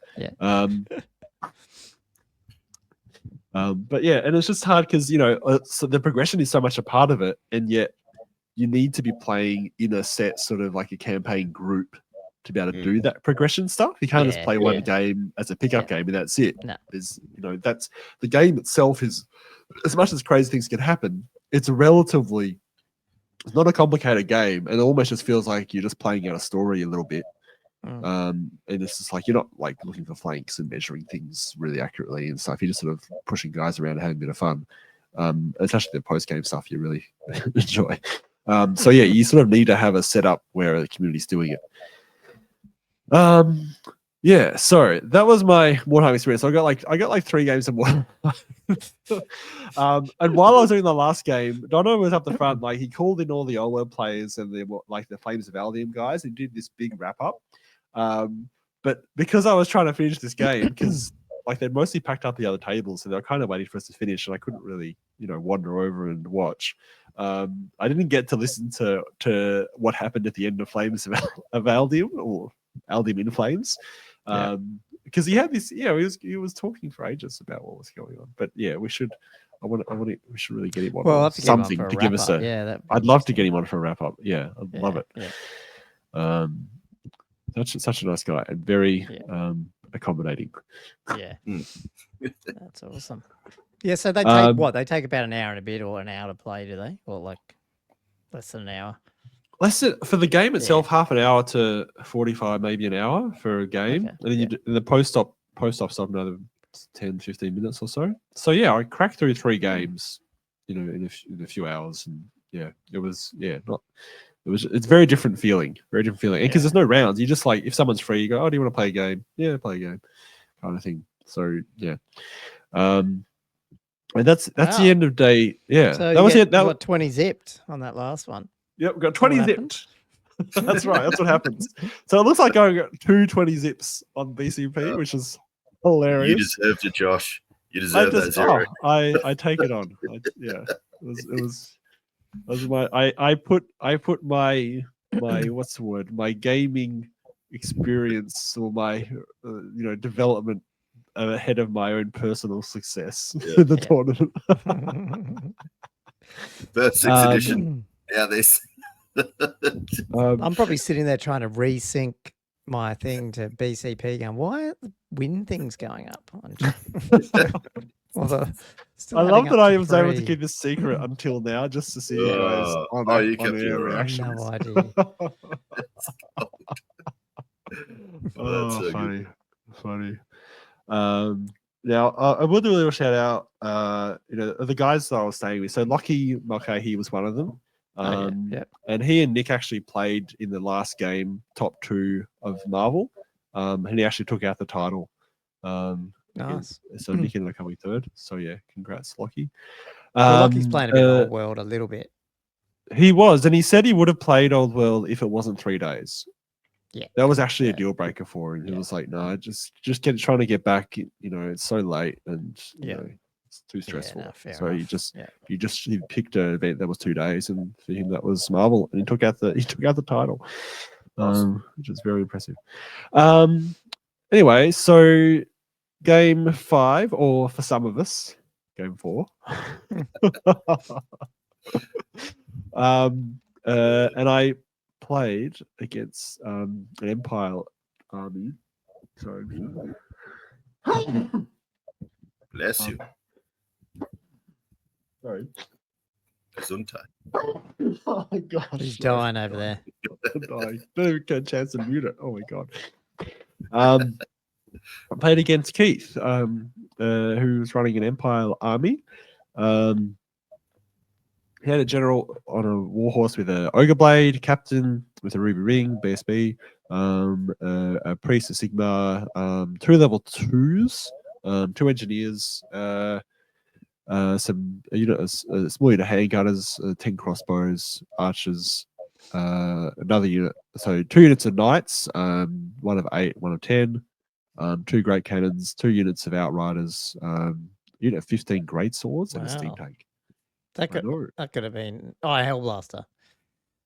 That could have been and a Hellblaster. Sorry, yeah. That could have been an Aldium and Flames. That army. Yeah, looks pretty old school. It is. Yeah, it is. Now, interestingly, Yeah, lots of Interestingly, I've never had this happen to me before, but he couldn't see my dice at all. Now, if you look at this photo, I guess you can see it's very greeny, orangey matte. But he was like, he's actually red-green colorblind. Yeah, right. Okay. That's just, and he and was then you have the like, black pips. Yeah. Josh, I actually can't see those dice at all. And I'm like, well, oh really? Like I was like, did not expect it at all. Like I was so surprised. And he's like, no, you can use them, it's fine, but I just can't see it. I'm like, no, I can't have you not be able to see my dice, man. So I had a whole bunch of other white and red and pink ones I pulled out and just used them instead for the rest of the game because I was like, but I was so surprised. Like it's not something I'd ever makes considered. Sense, though, doesn't it? Because I mean, red and green's pretty popular, pretty common color blindness. Yeah. It is a common color blindness, so I guess it's surprised I've never encountered it before. And I guess it's just this particular the color of the map. Yeah. And I must admit, looking at these photos, I can sort of see what he means almost. Like they do kind of fade into each other. It was really nice of him to say, "Just use your dice, man. I'll just trust you." Well, that's awesome. Yeah, I know. Some people just like using their dice. Like they don't. Like I got 2 sets of dice, but I only like to use 1 set most of the time. Yeah. No. Yeah. I was never going to do that. I was like, no, that's fine. I've got plenty of other dice. Because it's just ironic because I picked those dice because I felt they were nice, bright color, quite easy to read the pips, Yeah. But then I was like, oh, okay, it's not going to work. So this game was a mountain pass scenario. I deployed fairly similar to how I normally deploy. I've got errants questing. I've got the Grails in the center this time, then the Meta Knights of the Realm and the other errant on the outs. So I've there's only so many sort of combinations I can come up with, right? Yeah. We sort of had a forest in the middle of the table and a hill, and there was a building going on as well.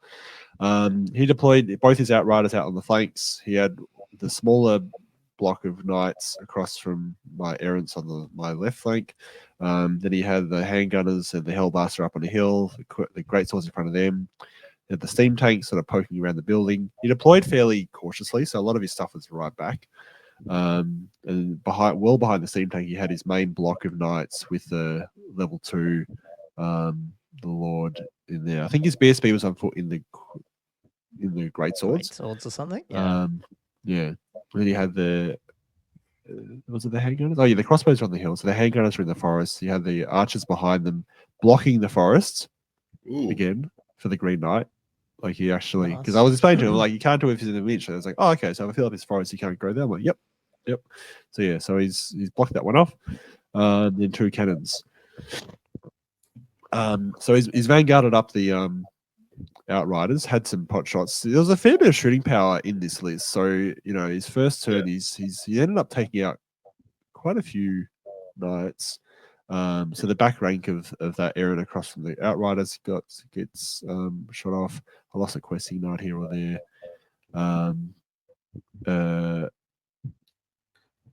And yeah, I think I lost 2 or 3 realm knights as well between getting shot, and then I then charged both outriders. So with the Knights of the Realm and the Knights Errant. So he just likes to stand and shoot.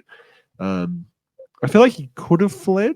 I was gonna say, that was gonna be my question. Do you think he should have fled more? I don't know, because that looks like a fairly long charge.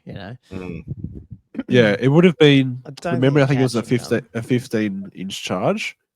There's no way I'm catching them. If he chooses to flee. But I think he had confidence in his stand and shoot with handguns. But I think there's only so much damage they're going to put out against reasonable good armor. Yeah. Because they blow straight through those units. It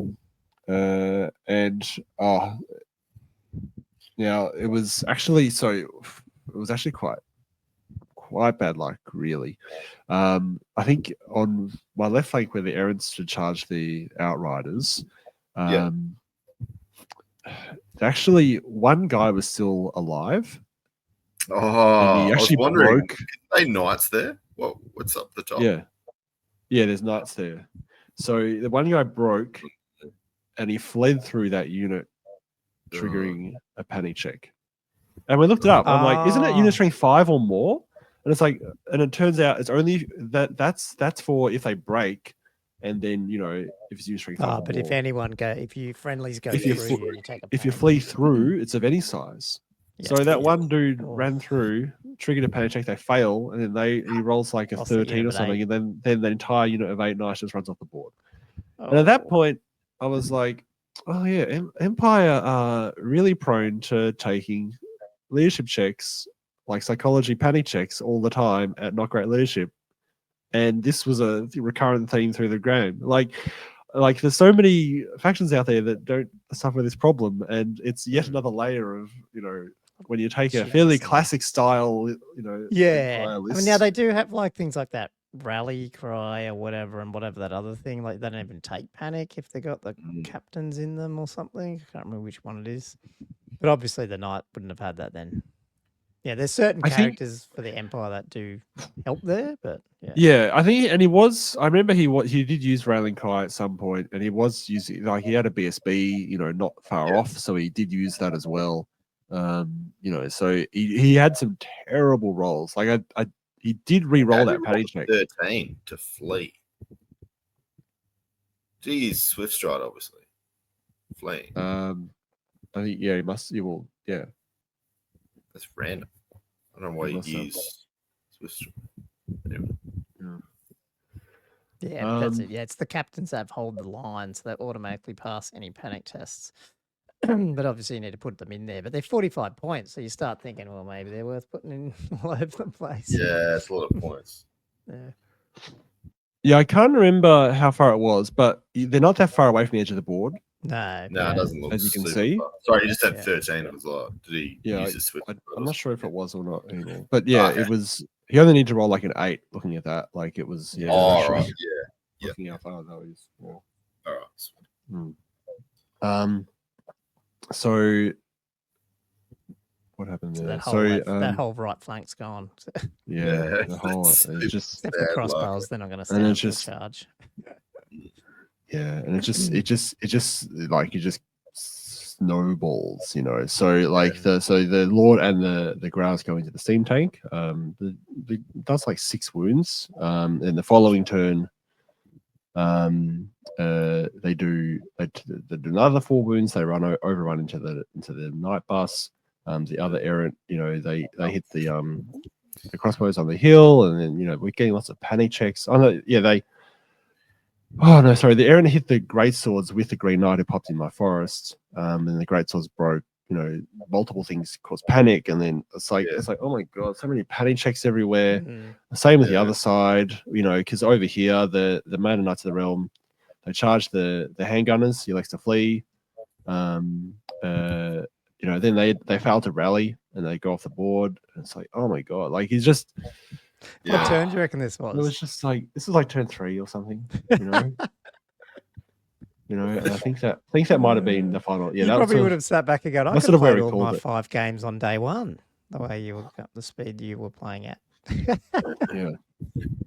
Yeah. So it was just he just had so many failed panic checks, and often they'd be re-roll, and he just roll really badly too, and then just like I don't know. It happens someday. You just got those games sometimes where you just roll like a demon, or you just roll shit as anything. Like they just happen. Critical points. Losing that knight on that flank was such a bad moment. There was such bad luck that to be honest, they should have all died really, and for one to live and then run and then go through and then panic, and it's like, oh god. Yeah, it's almost those type of chaff. You just want them to die. Yeah. Don't come back to me. Don't come back through my lines. Yeah. That's right. So, because that's the thing. Like, if he'd fled from that charge, oh no, he wouldn't have been that closer. Because I think he fell back in good order the first round, and then then that's what made it. And then that was close enough to then jump through. Yeah. Because I think if he just left from the charge, it would have been okay. Wow, I've not seen his demons. Oh, guys. So yeah. So my I keep popping out all over the place now. So I'm probably sitting, 20-ish or so, or 21 or something. Yeah, 21 and 22, because I get drawn against Kieran. Oh, wow. Awesome. Kieran Partland. Yeah. Finally played him. I didn't even know he was taking demons. Okay, interesting. Cool. He brought the demons. It was so much fun.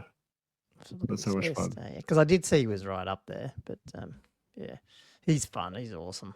Yeah. So it's sort of like we're both in a position, being in that spot in the rankings, where if one of us wins big, sort of like our game Andrew at Castle Assault, where if one of us wins big, we'll end up popping up and actually being quite a good spot at the end of the tournament. Yeah. And it's funny how that can happen. Like it's just like swinging doors, sort of submarine right up. So this is not the first turn. I think I forgot to get a photo of the very start of it. Yeah, no, Kieran was running demons. So Papa Nurgle's Emporium of Hugs. It's called it. Do you mind going through the list for me? Just so I... Yeah. So he's got Demon Prince and Source of Weapon, Nurgle Fly, level 4 Ether Blade, Demonology. I don't know where that is. That's near the building there, I guess. Another Demon Prince, Source of Weapon of Zench, Twin Heads, Power Vortex, level 4 Dark Magic Fly, Herald of Nurgle. I don't know what these things do. Demonic Locust, Spore, Pox, Shrivna, Banner of Unholy Victory, and Death's Heads. I don't even know. Does that mean is that hanging near the...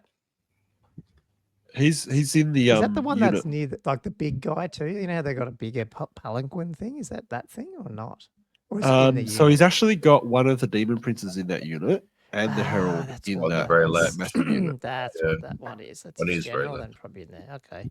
That's the Zench one near the building. Okay, so then you got 3 lots of Chaos Furies, 5 of them of Khorne, and 27 Plague Bearers, full command, Icon of Eternal Virulence, however you say that. 8 Bloodletters of Khorne with Hellblade, and Great Standard of Sundering. Is that the awesome one where you're -2 to cast, or magic res, or -2 to cast, -1 to cast, if you can see it? Is that one? Can't remember. Did that come up? Yeah, it's -1 to cast. Yeah. Plague Drones of Nurgle. I think I had -2 to cast in total for most of this game. So there was 2 sources of it somewhere. Yeah. Plague Drone of Nurgle, Rotflies. There's 6 of them. Was it 5 or 6? Oh, it's 5. My God. Yeah. And then Skull there was Cannon. 5. So there were 370 points. My God. That's a big unit. Yeah. It is. Yeah. Yeah. Once you see them, you don't forget them. As you'll soon find out. So the drones he deployed on my left across from some errands. I had the questing nuts. I think I've deployed them center left almost every game. Looking at this now, every game. Yeah. Then I had the Grails in the center and the errant, and then the Knights of the Realm out on my right flank. The Grails and the errant was sort of across from the massive block of Nurglings. Nurglings? What do they call you? Plague Bearers, sorry. Plague Bearers. Nurglings. The questing were right across that the Demon Prince, and then the other Knights of the Realm, on my far right flank, ended up looking at some Furies that were sitting in the forest. Nice. So his turn 1, he pretty much, similar to James, he just moved things around in a spot where he was like, I'm just going to bait all these charges and force you to charge things, just within 1 inch of your max charge range and that kind of thing. Yeah. A recurrent theme of the weakness of this list. But it's not, besides baiting, you should make most of your charges, you'd like to hope. Max charge range is usually quite, achievable. Absolutely. No, baiting's the wrong word. Like, it's not so much that I might risk a fail, although that would be a benefit to him as well. Yeah, it's just that I'm charging targets that I probably don't want to charge. He's selecting the targets. The combats. Yeah, he's basically he's in charge of your charge phase if he moves right. He's forcing me into charges, that are going to be not in my favor. Because he's put the 5 plague drones right in front of the unit of 9 knights errant. And it's like, well, because I mean, the other thing is like his army is almost entirely flying, and I've got the horn, and so there's a lot of mobility limitations. He's got 1 turn to move things into the right spot. Yeah. And then how far do those plague drones move when they don't fly? Well, I was looking this up. It's 1 inch. Yeah. It's 1 inch. I didn't realize it was so low. I thought it was. I'm sure it was more. Like because they're moving. Maybe it's just all the charge and anyway. I'll go through it. Because the Furies aren't. Well, once they've flown their thing. So the Furies are in different spots. So I managed to get some scouts right up behind him. That's why those Furies are in the far corner because he charged and killed some scouts. Oh yeah. And that's also why there's Furies in the forest because again they charged my scouts and then I fired and fled and into the forest and they just ended up in the forest. Yeah. Okay. So yeah, Knights of the Realm charged the Furies and Knights Errant fail their. Did they fail their Impetuous? Yes, they did. So they failed the Impetuous, charged the drones. So I had no choice. They were going to have charged the Questing Knights, obviously frenzied. They charged the Demon Prince. Surprisingly, the 3 units across from the Plague Bearers, the Grails, the Lord, and the Knights Errant, all passed their Impetuous test. Mm-hmm. This is my turn 1, obviously. Yeah. So I've got a choice. I go, oh, great. I can choose whether or not I want to charge for once in this army. And because he had positioned them all, so they were just outside of 17 inches. So it was really, had to roll a max charge. And this unit is, terrifying because it's a huge unit of Plague Bearers. It's got this massive static combat res, that causes extra combat res for wounds that they do or something like that. And it's got the Demon Prince in there and the Herald. I elected not to charge with the 3 of them. I'm so fortunate that all 3 passed their Impetuous because if 1 had failed, I have to charge with all 3. They're just And I elected not to because I knew that there was a good chance that one of those units was going to fail. It's on the max charge range. I mean, most of the time you got to get it with the max charge range, but not all 3 units, Yeah. And I kind of need to get them all in at the same time to be able to deal with this unit. So I didn't actually charge them in on my turn 1, but the Questing and the Errants went into the drones. Unfortunately, question, Josh. Yes. So can those squires sit in front of a unit and stop it from charging if it's impetuous? Make an impossible charge. Yeah. Yep, they can. You mean the ones behind the Questing Knights? Yeah, just if you wanted to put your the bowman in front. Well, that was the plan, and I often did that, but it's hard because they have first turn, and then they can just move into an angle where a charge is possible, especially flying stuff. Yeah. So that is part of what I had them doable, for, but it's not always. But it's not always doable, and it's easily worked around, especially because they're only units of 5. And what I found often happened is they get the ones that are blocking charge lanes get deleted as well. Yeah. Okay. Doesn't take much to delete the 5 guys. I think that's actually what happened. Yeah, definitely happened in the game against James. I had them all. I had a line of 5, in across his the zombie dragon, and they just deleted it so that the Questing Knights could just charge straight through. So I was trying to do that, and just there was too many ways of mitigating it, unfortunately. Yeah. Okay. So the Questing Knights did charge the Questing. In their photo, the squires are behind the Questing Knights, but I would have been a march move behind there. That's why they're behind. Just was wondering how they ended up sitting there like that. Where was I? So the Knights are in charge, and they get taken out. So they didn't. They didn't even did a wound. They actually just die. The plague drones just kill them all. What toughness are the blade giants? Are they like 5 or something then? Or I think they're 5. wow, that is nuts. That you do... charged in. It's got 1 wound. That is. Yeah, I think I really fluffed my attacks on that one. I'm pretty sure they're tough 5. I've got it here. Yeah, they're tough 5, 3 wounds each. Yeah. Yeah, the flies each have 3 attacks at strength 5, and the plague bearer on top also has an attack as well. So, and Nurgle's what, you got to reroll 1s or something against them, or 6s or something. It's not that great, is it? But it's you reroll 6s. 6s to hit gets rerolled. Yeah. And because it's a whole fighting rank there, that's like 15 attacks. Yeah. Like it's a huge handful of dice. Kill anyone. Yeah. Yes. So yeah.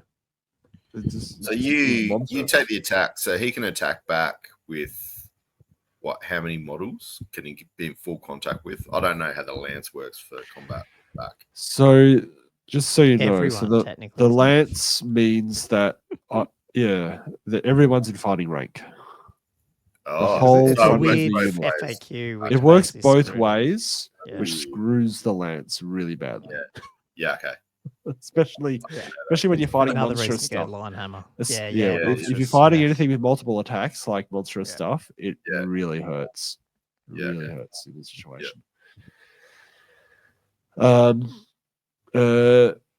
yeah, we'll come to. It's interesting. I'll get you guys' opinion on this actually. So, so they get deleted. Yep. The questing knights. This is not what I was going to get your opinion on, but I will also get your opinion on this. So the questing knights charge the demon prince. Now, at this point, I'm like, obviously, he challenges me. It was funny actually. He was waiting for me to do a challenge, and then I was like, I'm going to start rolling to hit, and he's like, actually, I wish you would challenge, kind of thing. Like he always was trying to play mind games with me a little bit. It was ridiculous. He's so ridiculous.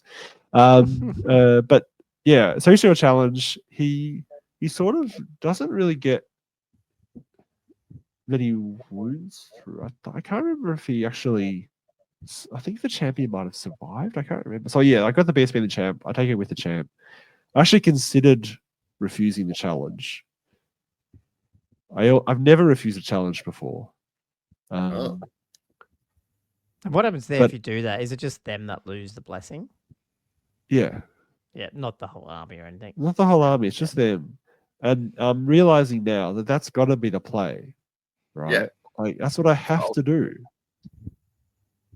I have to do it. Yeah. Huh? Oh, is this just you just don't not accept a challenge? Because then you come in with all those. Yeah. It's a Bretonnian thing. Bretonnians never refuse challenges. And then you lose the blessing, which is a bit annoying if I lose a blessing. But obviously, if the unit's gonna die anyway, maybe it doesn't matter. Oh yeah, because I gotta refuse it in these situations. Probably the same with a zombie dragon as well. Like I probably should have just refused the challenge. Like I've got no choice. Because in these situations, loads more attacks if they survive enough. That's absolutely what I should have done.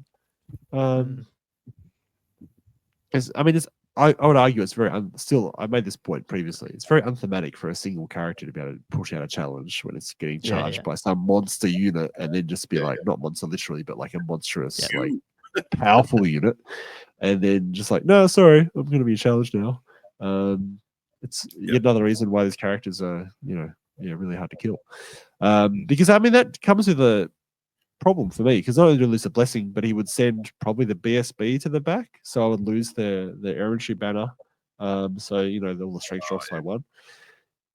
I don't know, I sort of like the idea of, in this case, where you've got one. I know it's a monster, to like the demon, but he's like calling it a challenge, and these guys are charging and going, "Fuck that! Just run him over."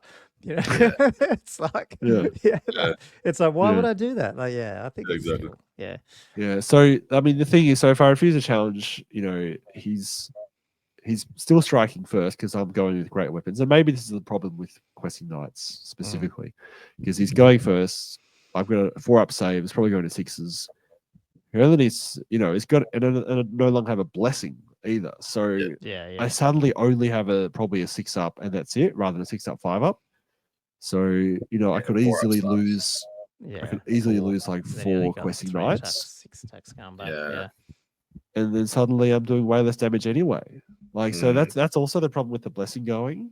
Yeah. But then also, yeah, the questing also a knights, problem with the man. questing It's knights. so shit. Yeah, I shouldn't complain because Bretonian's got so many things that are OP. It's like the only thing that's shit. It's like questing knights. Yeah. But I mean, yeah. This combat was a good example of their limitations. Because even if I refuse a challenge like that, I just got to lose so many of them. Unfortunately. One thing is I never got charged. Like I never had to worry about them not having counter charge because they've got a 21-inch charge range. So the fact they don't have that special rule didn't matter because they're just flying around. And even when they got charged by those ogres, they wouldn't have been able to counter charge anyway because obviously they're not cavalry. Yeah. So yeah. Anyway, I did actually win that combat bizarrely because he actually fluffed his attacks. So even though I told all this hypothetical stuff about them dying, even the way the dice rolled out, I probably would have been better off refusing because he actually didn't. He got hardly any wounds through. Yeah. And I think he had to. He rolled. I think he got an 8 first up and then a 7. So he didn't lose any wounds. Just gave ground. But then the plague drones were able to charge in. Now, they must have been close enough because they're only movement 1, but they're still swift stride. So I guess there's going to be enough on the dice for you to be able to make that distance, I would say. Yeah. Are they skirmishes, the plague drones? Yeah, they're skirmishes, yeah. Yeah, it just gets worse and worse. It's like bloody pig knights. Can he form like that? But not that I really care, because obviously it's not my game, but don't skirmishes only form up to you? So would he have to have 2 behind? Yeah, I think so. Okay, yeah. You can only form up what is in base to base. Yeah. And then I think 1 over, and then because they're only movement 1. Oh no. They'll have the charge movement. That's the charge rule. Yeah. If you charge them and they didn't, then you could kill them. Yeah, I see. So you'd only get 3 in, I think, there, because you're allowed 2 in contact, and then I think you're allowed 1 over. I think that's the way it works. Anyway. You might make that a good point. Anyway, but yeah, unfortunately, because they're like that. Well, that's the thing. Like he was all making a point that everything's in fighting rank all the time, or something, because there was an FAQ about it, or something like that, which I was sort of not really. Well, it was, but I don't know. Yeah, definitely there was. It was worded that way, but I thought it was more because your lance is going through them. But I mean, if they're coming into the side, I don't know if that's true. Well, now I'm no longer lance formation because I'm blunted anyway. Yeah, well, but I think he was making that as a general point, not just specifically with lance formation or something. Oh, okay, yeah. But I'm not really sure. Now you only get the 1 attack per model, but the top and the bottom are counted as separate models, so they would get attack each, I guess. But yeah, not all of them get to attack. I don't think if they're out of base contact. I don't unless they're in the front of the lance, because the lance, I think, yes. Yeah, I reckon it'd only be 2 or 3 wide at the front. I think that's the way I think it's played. Probably would have been 3. Yeah, I mean that makes sense. I mean, he also had the skull cannon going on the other side as well. By the way, so that skull cannon is also charged the other flank. Oh yeah, not saying change the outcome. So yeah, but no, that's a good point. That's a good point. Yeah. So that unit just gets deleted, and then my turn 2, I charge in with all 3 units into the plague bearers. Oh, the Green Knight comes on as well and also charges into the flank. So go Green Knight. Go Green Knight. Now he issues this is interesting too. So he issued a challenge with a Demon Prince. Ooh. And I accepted it with my Duke. The Duke goes first. Gets through maybe, I can't remember anymore how many wounds, 3 or 4. Yeah. And then he's rolling his ward save. because they still get award. I think a Chaos Armor or something gives them 4 up. It's not negated by magical attacks. And then I'm like, yeah, but that's an Ogre Blade as well. So these are all D3. And he's like, oh, because he was like, oh no, yeah, because he was like, oh, that's right, yeah, that's right. He did say he's got the Ogre Blade. Like he actually forgot he had the Duke had the Ogre Blade. So yeah, so it was like, okay, well, it was sort of too late to reverse it, and he was like, yeah, okay, I should have remembered that he did have it, so we just played it as that. So he popped the Demon Prince straight up without the Demon Prince attacking him.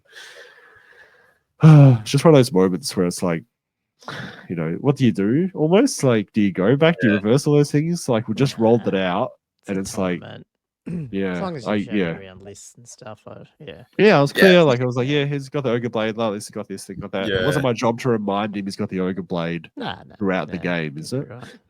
It's a very common item. Like, it's super common. If it was a a faction specific one, maybe I would, anyway. Now, I think that's I'd be the same as you. I mean, if you rolled it all, it's like, well, I've rolled it. We rolled it out. He's dead, and then he's like, oh, it's the Ogre Blade. So it's like, it felt too late to reverse it at that point. I agree. So this unit, man, so it got nailed. So all the Grail Knights took out the Herald and did like another 5 other wounds on the Plague Bearers, and then the Errants also did a bunch. The Green Knight contributed a bit. Ended up like, you can see that pile of dead Plague Bearers at the back. It's half the unit. So they ended up just completely, destroying that unit. He said that was the first time this tournament that unit has been like beaten like in combat almost. Yeah, because it's got so much static combat res that it just got completely destroyed in a single turn. So like, this game is swinging, right? So I was gone from losing the Questionite block and running it, losing those errands, and having the Plague Drones swinging in and being like, oh, this is looking bad. Suddenly taking out his general, his main, his main sort of combat block, and his sort of setup. And this is the Sentinel objective game too. So those little tokens right in front of my Lord is a central objective as well. Right. So, now the awkward thing was, now those lances are they're all sort of aligned next to each other. And I guess this is a bit of a problem with lance formation, is that as soon as things are coming sideways, it's hard to maneuver far enough away from each other to be able to do much. You still got Falcon Horn up at the moment too, obviously. Or do you? Where is she? They don't seem to be moving very far.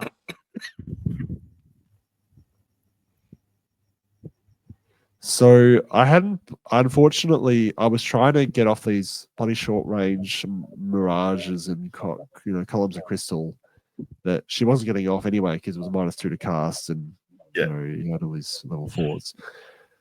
I left her a little bit exposed, and then I think he used one of I think the plagues have got a missile, like a short range missile attack. Oh yeah, like a 12-inch like Death's Head, I think it is. Yeah, Death's Heads. Yeah, okay, yep.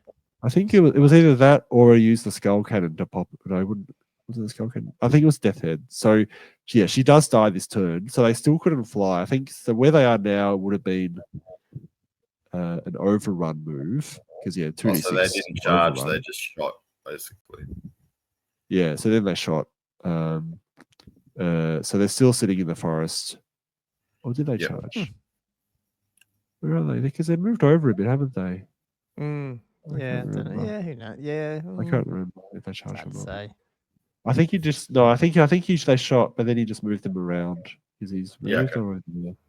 I think by this point she was already dead. Maybe I can't remember. Anyway, they're over there. The Skull Cannon takes out a few more of the Ground Knights, so you can see the Ground Knights are there. The Lord is sort of in the middle between them and the Errants. Actually, from this position, I can't see the drones, the Lord, but then 3 Grails at the back of that lands get taken out, and it actually opens up a line of sight for the drones. Yeah. So I'm like, Yeah, sweet. he's got 360 charge, doesn't he? Yeah. Yeah, he's got 360 charge. I'm like, sweet, here we go. All right, let's get the Ogre Blade going again. Here's some more monstrous guys to take on. Wind it up. As I say, unfortunately, I got D3, so I got 6 attacks, hit with them all, and then roll to wound, truce to wound, get 3 ones. 3 ones. 3 ones. Ouch. And then he saves one of the other ones that got through, and then off the 2, I roll like on the D3s, I get a total of 3 wounds through. Yeah.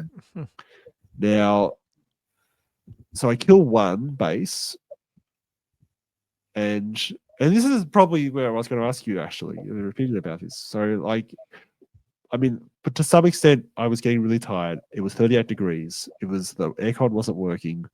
We were both sweltering. I was sweating so much.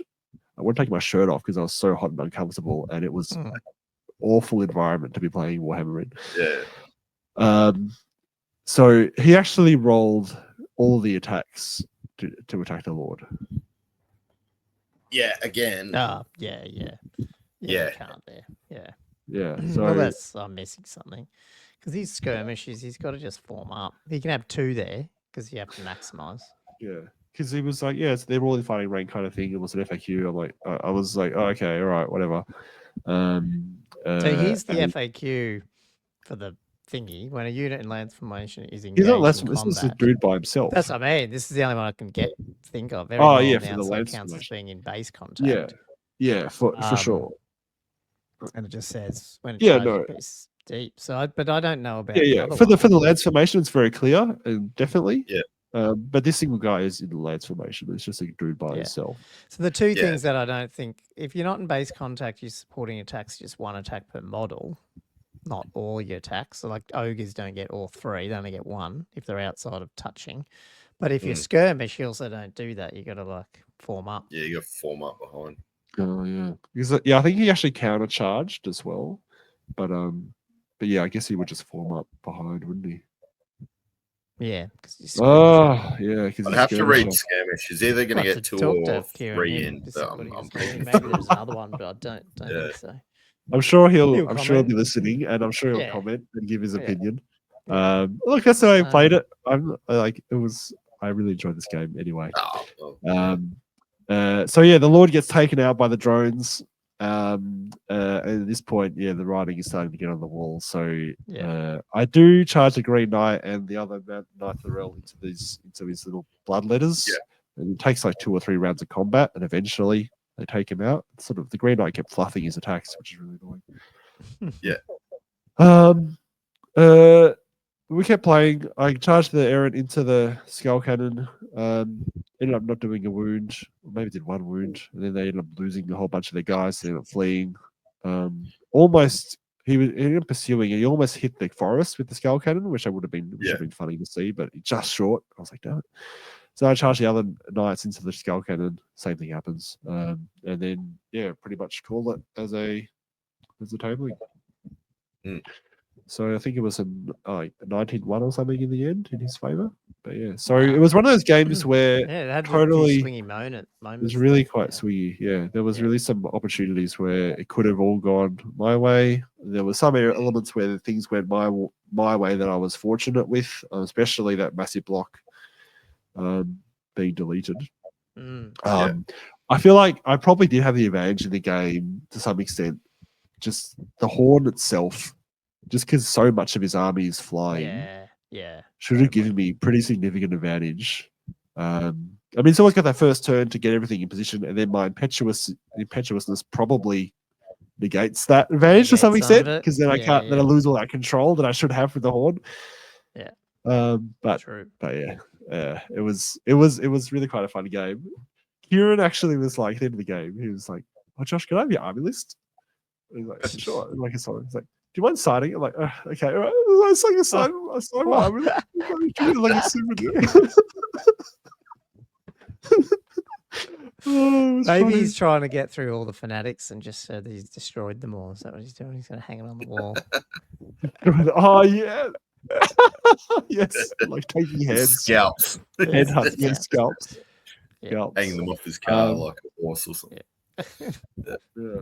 So yeah, I'll wrap up the tournament. Oh, we're 2 hours and 5. Yeah, so I'll wrap up a couple of things I want to talk about a little bit that's worth discussing. So yeah, James Goulding with the Vampire Council played round 3, came first by some distance. Because Chris Penwarden came second with his Tomb Kings. Chris actually beat James in the second last round, but James was already so far ahead that it didn't matter. Yeah, didn't matter. Yeah. And then Ryan Kerr with the Magic War came third. Well, technically not. So this is the No? weird thing. Oh, Yeah. So this is the weird thing that happened. And I don't know why BCP. Well, I haven't seen this, but that one there's a different toggle when you go to BCP that says overall rankings, and it sorts it based on. Was there battle points, but then extra points or something? And I think that wasn't getting counted. So I had to manually at the moment because I'm looking at the wrong maybe it is BCP. Richard I had to Adams. Sorry. orientate. Yeah. It might be because they added the painting scores in. Was There it? was Yeah, it must 15 be or these 20 other points things. for painting. Yeah, right. So maybe So it that really was... knocked him down to like, I can't remember, like 20th or something. No matter what. shit. Right Okay. down. Whoops. Okay. Sorry. Yeah, Dave Cochran had to tell. Yeah, I heard somebody took a big hit. Yeah. Yeah. So yeah, Richard Adams then. Yeah. With the Bretts. Came third. Which is kind of cool. Outcasts. Yeah, so where's my thing go? I had a couple of things to say. And Jamie Payne was up there fourth with the Exiles as well. So he's up there. Yes, yeah. So yeah, some of the more well-tuned Bretonian lists went pretty well. Yeah. That played all 6 of their games. But I'm not sure my position thought it would be any different, really. It's just my list was just like either it does crazy stuff or it dies kind of thing. I felt like compared to how I normally play, I just felt like I was deploying it and then just seeing what happened. I couldn't play like I normally play at all. It was very different experience. Now the other thing is so Danny Carroll, the guy. We have him coming on next week, don't we? Yeah, should have Danny Carroll next week. Yep, got him in because he's got an awesome looking Empire army. So plus he took out the best painted. Yeah. Okay. Yeah. Expected so. But yeah. It was nice.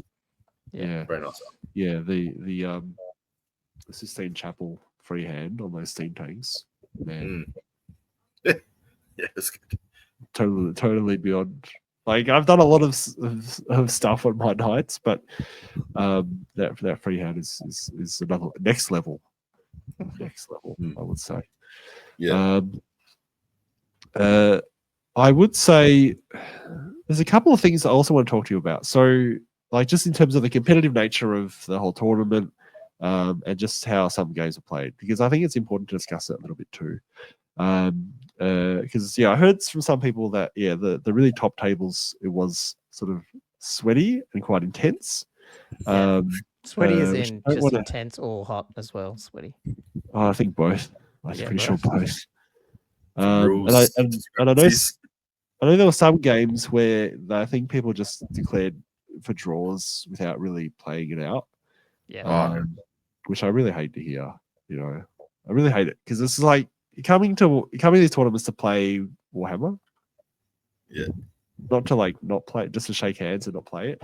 And I know people do it strategically to win tournaments, but it's like, what's the point of not playing? I don't quite get it. Like you're there to actually enjoy playing the game. Don't play a game. I did that. I would argue that that's more my point because I was like, I reckon I'm going to have more fun spending the afternoon playing 3 fucking games of Warhammer that have no meaning, but it's just fun to do. Than trying to go for the glory. It's like, how high can I place in a tournament? So I would argue that supports my point. I've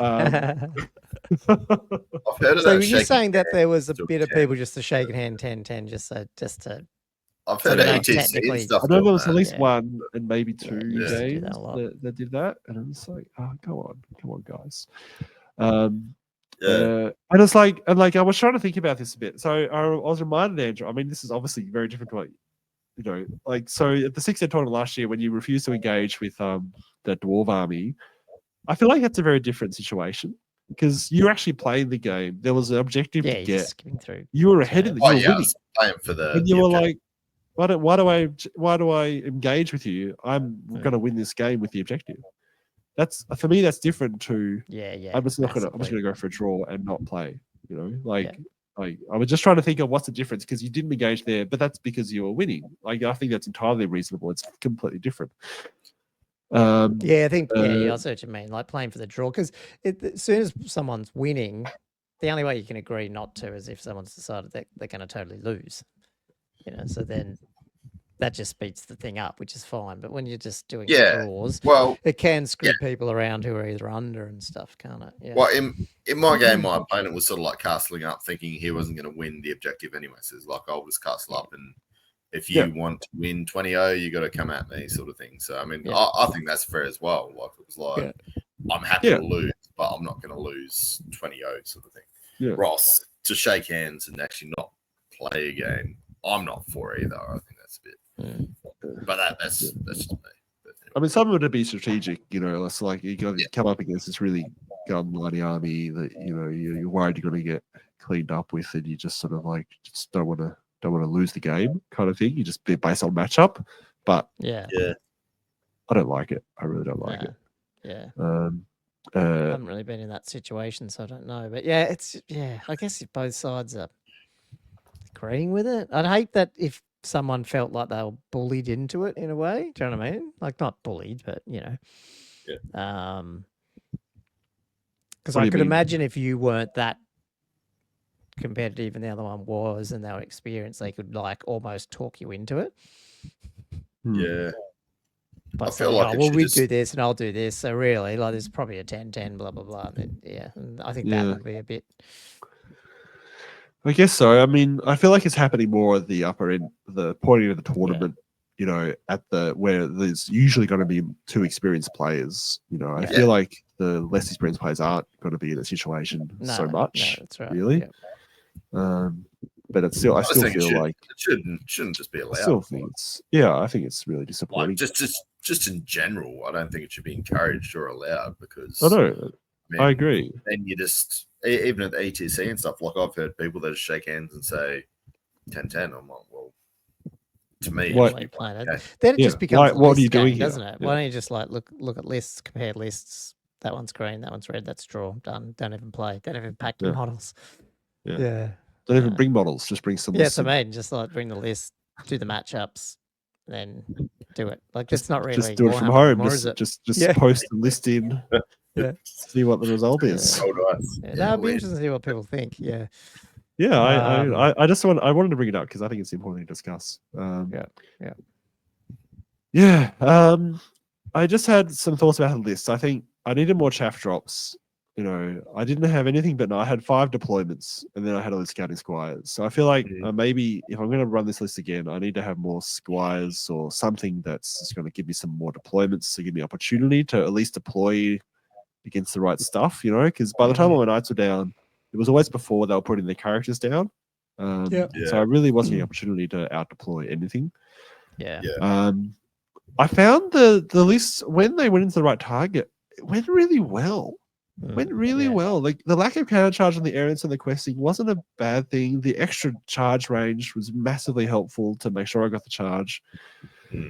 Compared to the Castle Assault games where the Green Knight like dragged me through most of the games, giving me a massive advantage. He wasn't in this tournament. He really, there was a few games he did okay in, and he held up the Mortarfang unit for one game, and he killed like he helped some plane charges here or there, and he participated, but he didn't win me games. Like it was so different. It was so interesting. I hardly heard about him. He was just sitting back holding people up.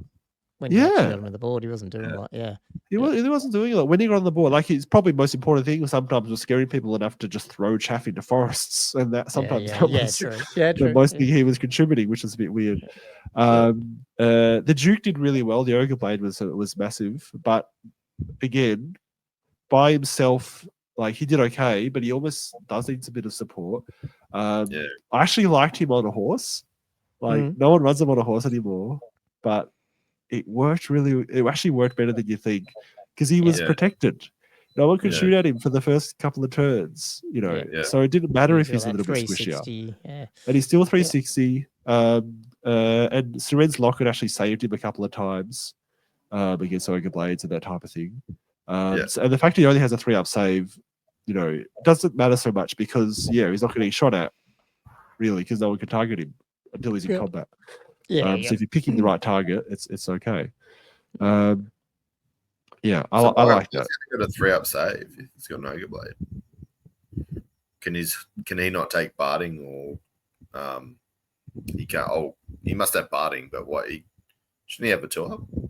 No, why would he have a 2-up? I think Brett's always have 3-up. So, he can't take plate. Is that it? Brett's have never been able to take plate. Oh, I didn't know if the characters. I'm insulted by your suggestion that we need to have plate armor. Draconians are better than that. I'm pretty sure. No, they've never. They didn't Well, I'm confused. Why half the Empire ones are still bloody 3-up as well? What the hell? Yeah, so ridiculous. Yeah, it's all just 3-ups. It's all just heavy armor. There's no plate in the army. I thought the characters could take plate. Nah, that's why I reckon Empire. That was a base 3-up. Right across the board.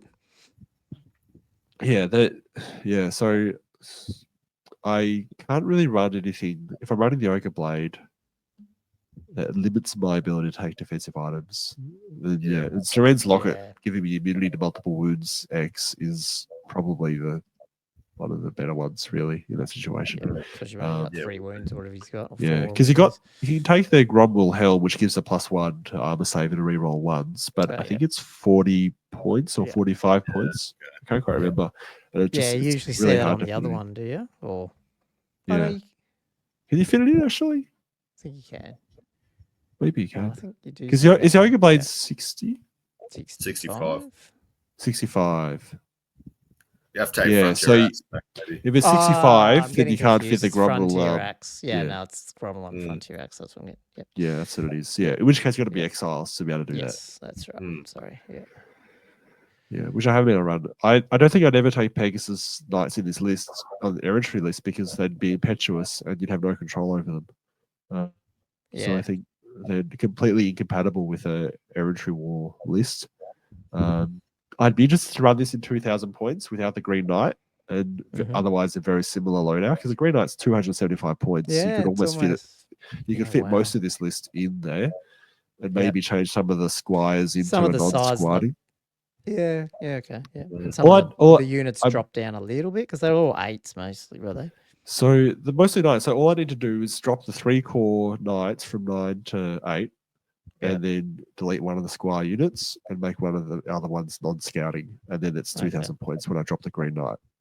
So it's a very similar list, really. And I think for knights, for Bretonian Knights, you need to have at least 8 in the unit. 6 Castle Assault. How did you find Illusion? Because obviously you were still trying to do a lot of that booth blocking thing, but then you obviously failed a bunch. Like, do you think you should be playing around with maybe some different, rather than so much finesse stuff, just something that's a bit more in your face magic? I don't know what else you can take. What can you take? Maybe. I found Battle Magic and Elementalism. Okay, so you can take Elementalism. Yeah, I mean, I could go the Lady of Elise way and take her because she's got some pretty awesome TMP in some of those large blocks around. That'd be fun. Yeah. You mean my night blocks? Yeah. Pretty big. That actually would have been helpful. Well, especially like you see late stage of this game where these knights ended up. Take this off now. Yeah. Oops. Might have actually been helpful to redeploy them lances once they've done their job. Yeah, maybe. Because she's actually quite cool that, with her, she's cause wounds when she dispels and stuff, and she's got other sort of special effects, which is kind of cool. So maybe I could consider her. Oh man, I am done. Yeah, that was. Well, I think we're gonna have to. Mammoth. That was epic. Stuff I knew that was going to be mammoth. I hope patrons don't mind that. We'll get back to our Patreon questions. I think the questions we'll do next week because that's a mega. make an episode. Yeah. One more thing I'll say about the Kent venue. I think next year I'm gonna strongly prefer to play an event that's not in those horrible, hot, noisy sheds next year. Ideally, that's licensed. Yeah. Maybe we just make Old World, like just keep pushing whoever's going to, well, I guess we could even run it if the other guys don't want it. We'll just put it in the other place. Won't even be at Cancon. Yeah. Just move it over to the other. Just getting too old for these uncomfortable environments.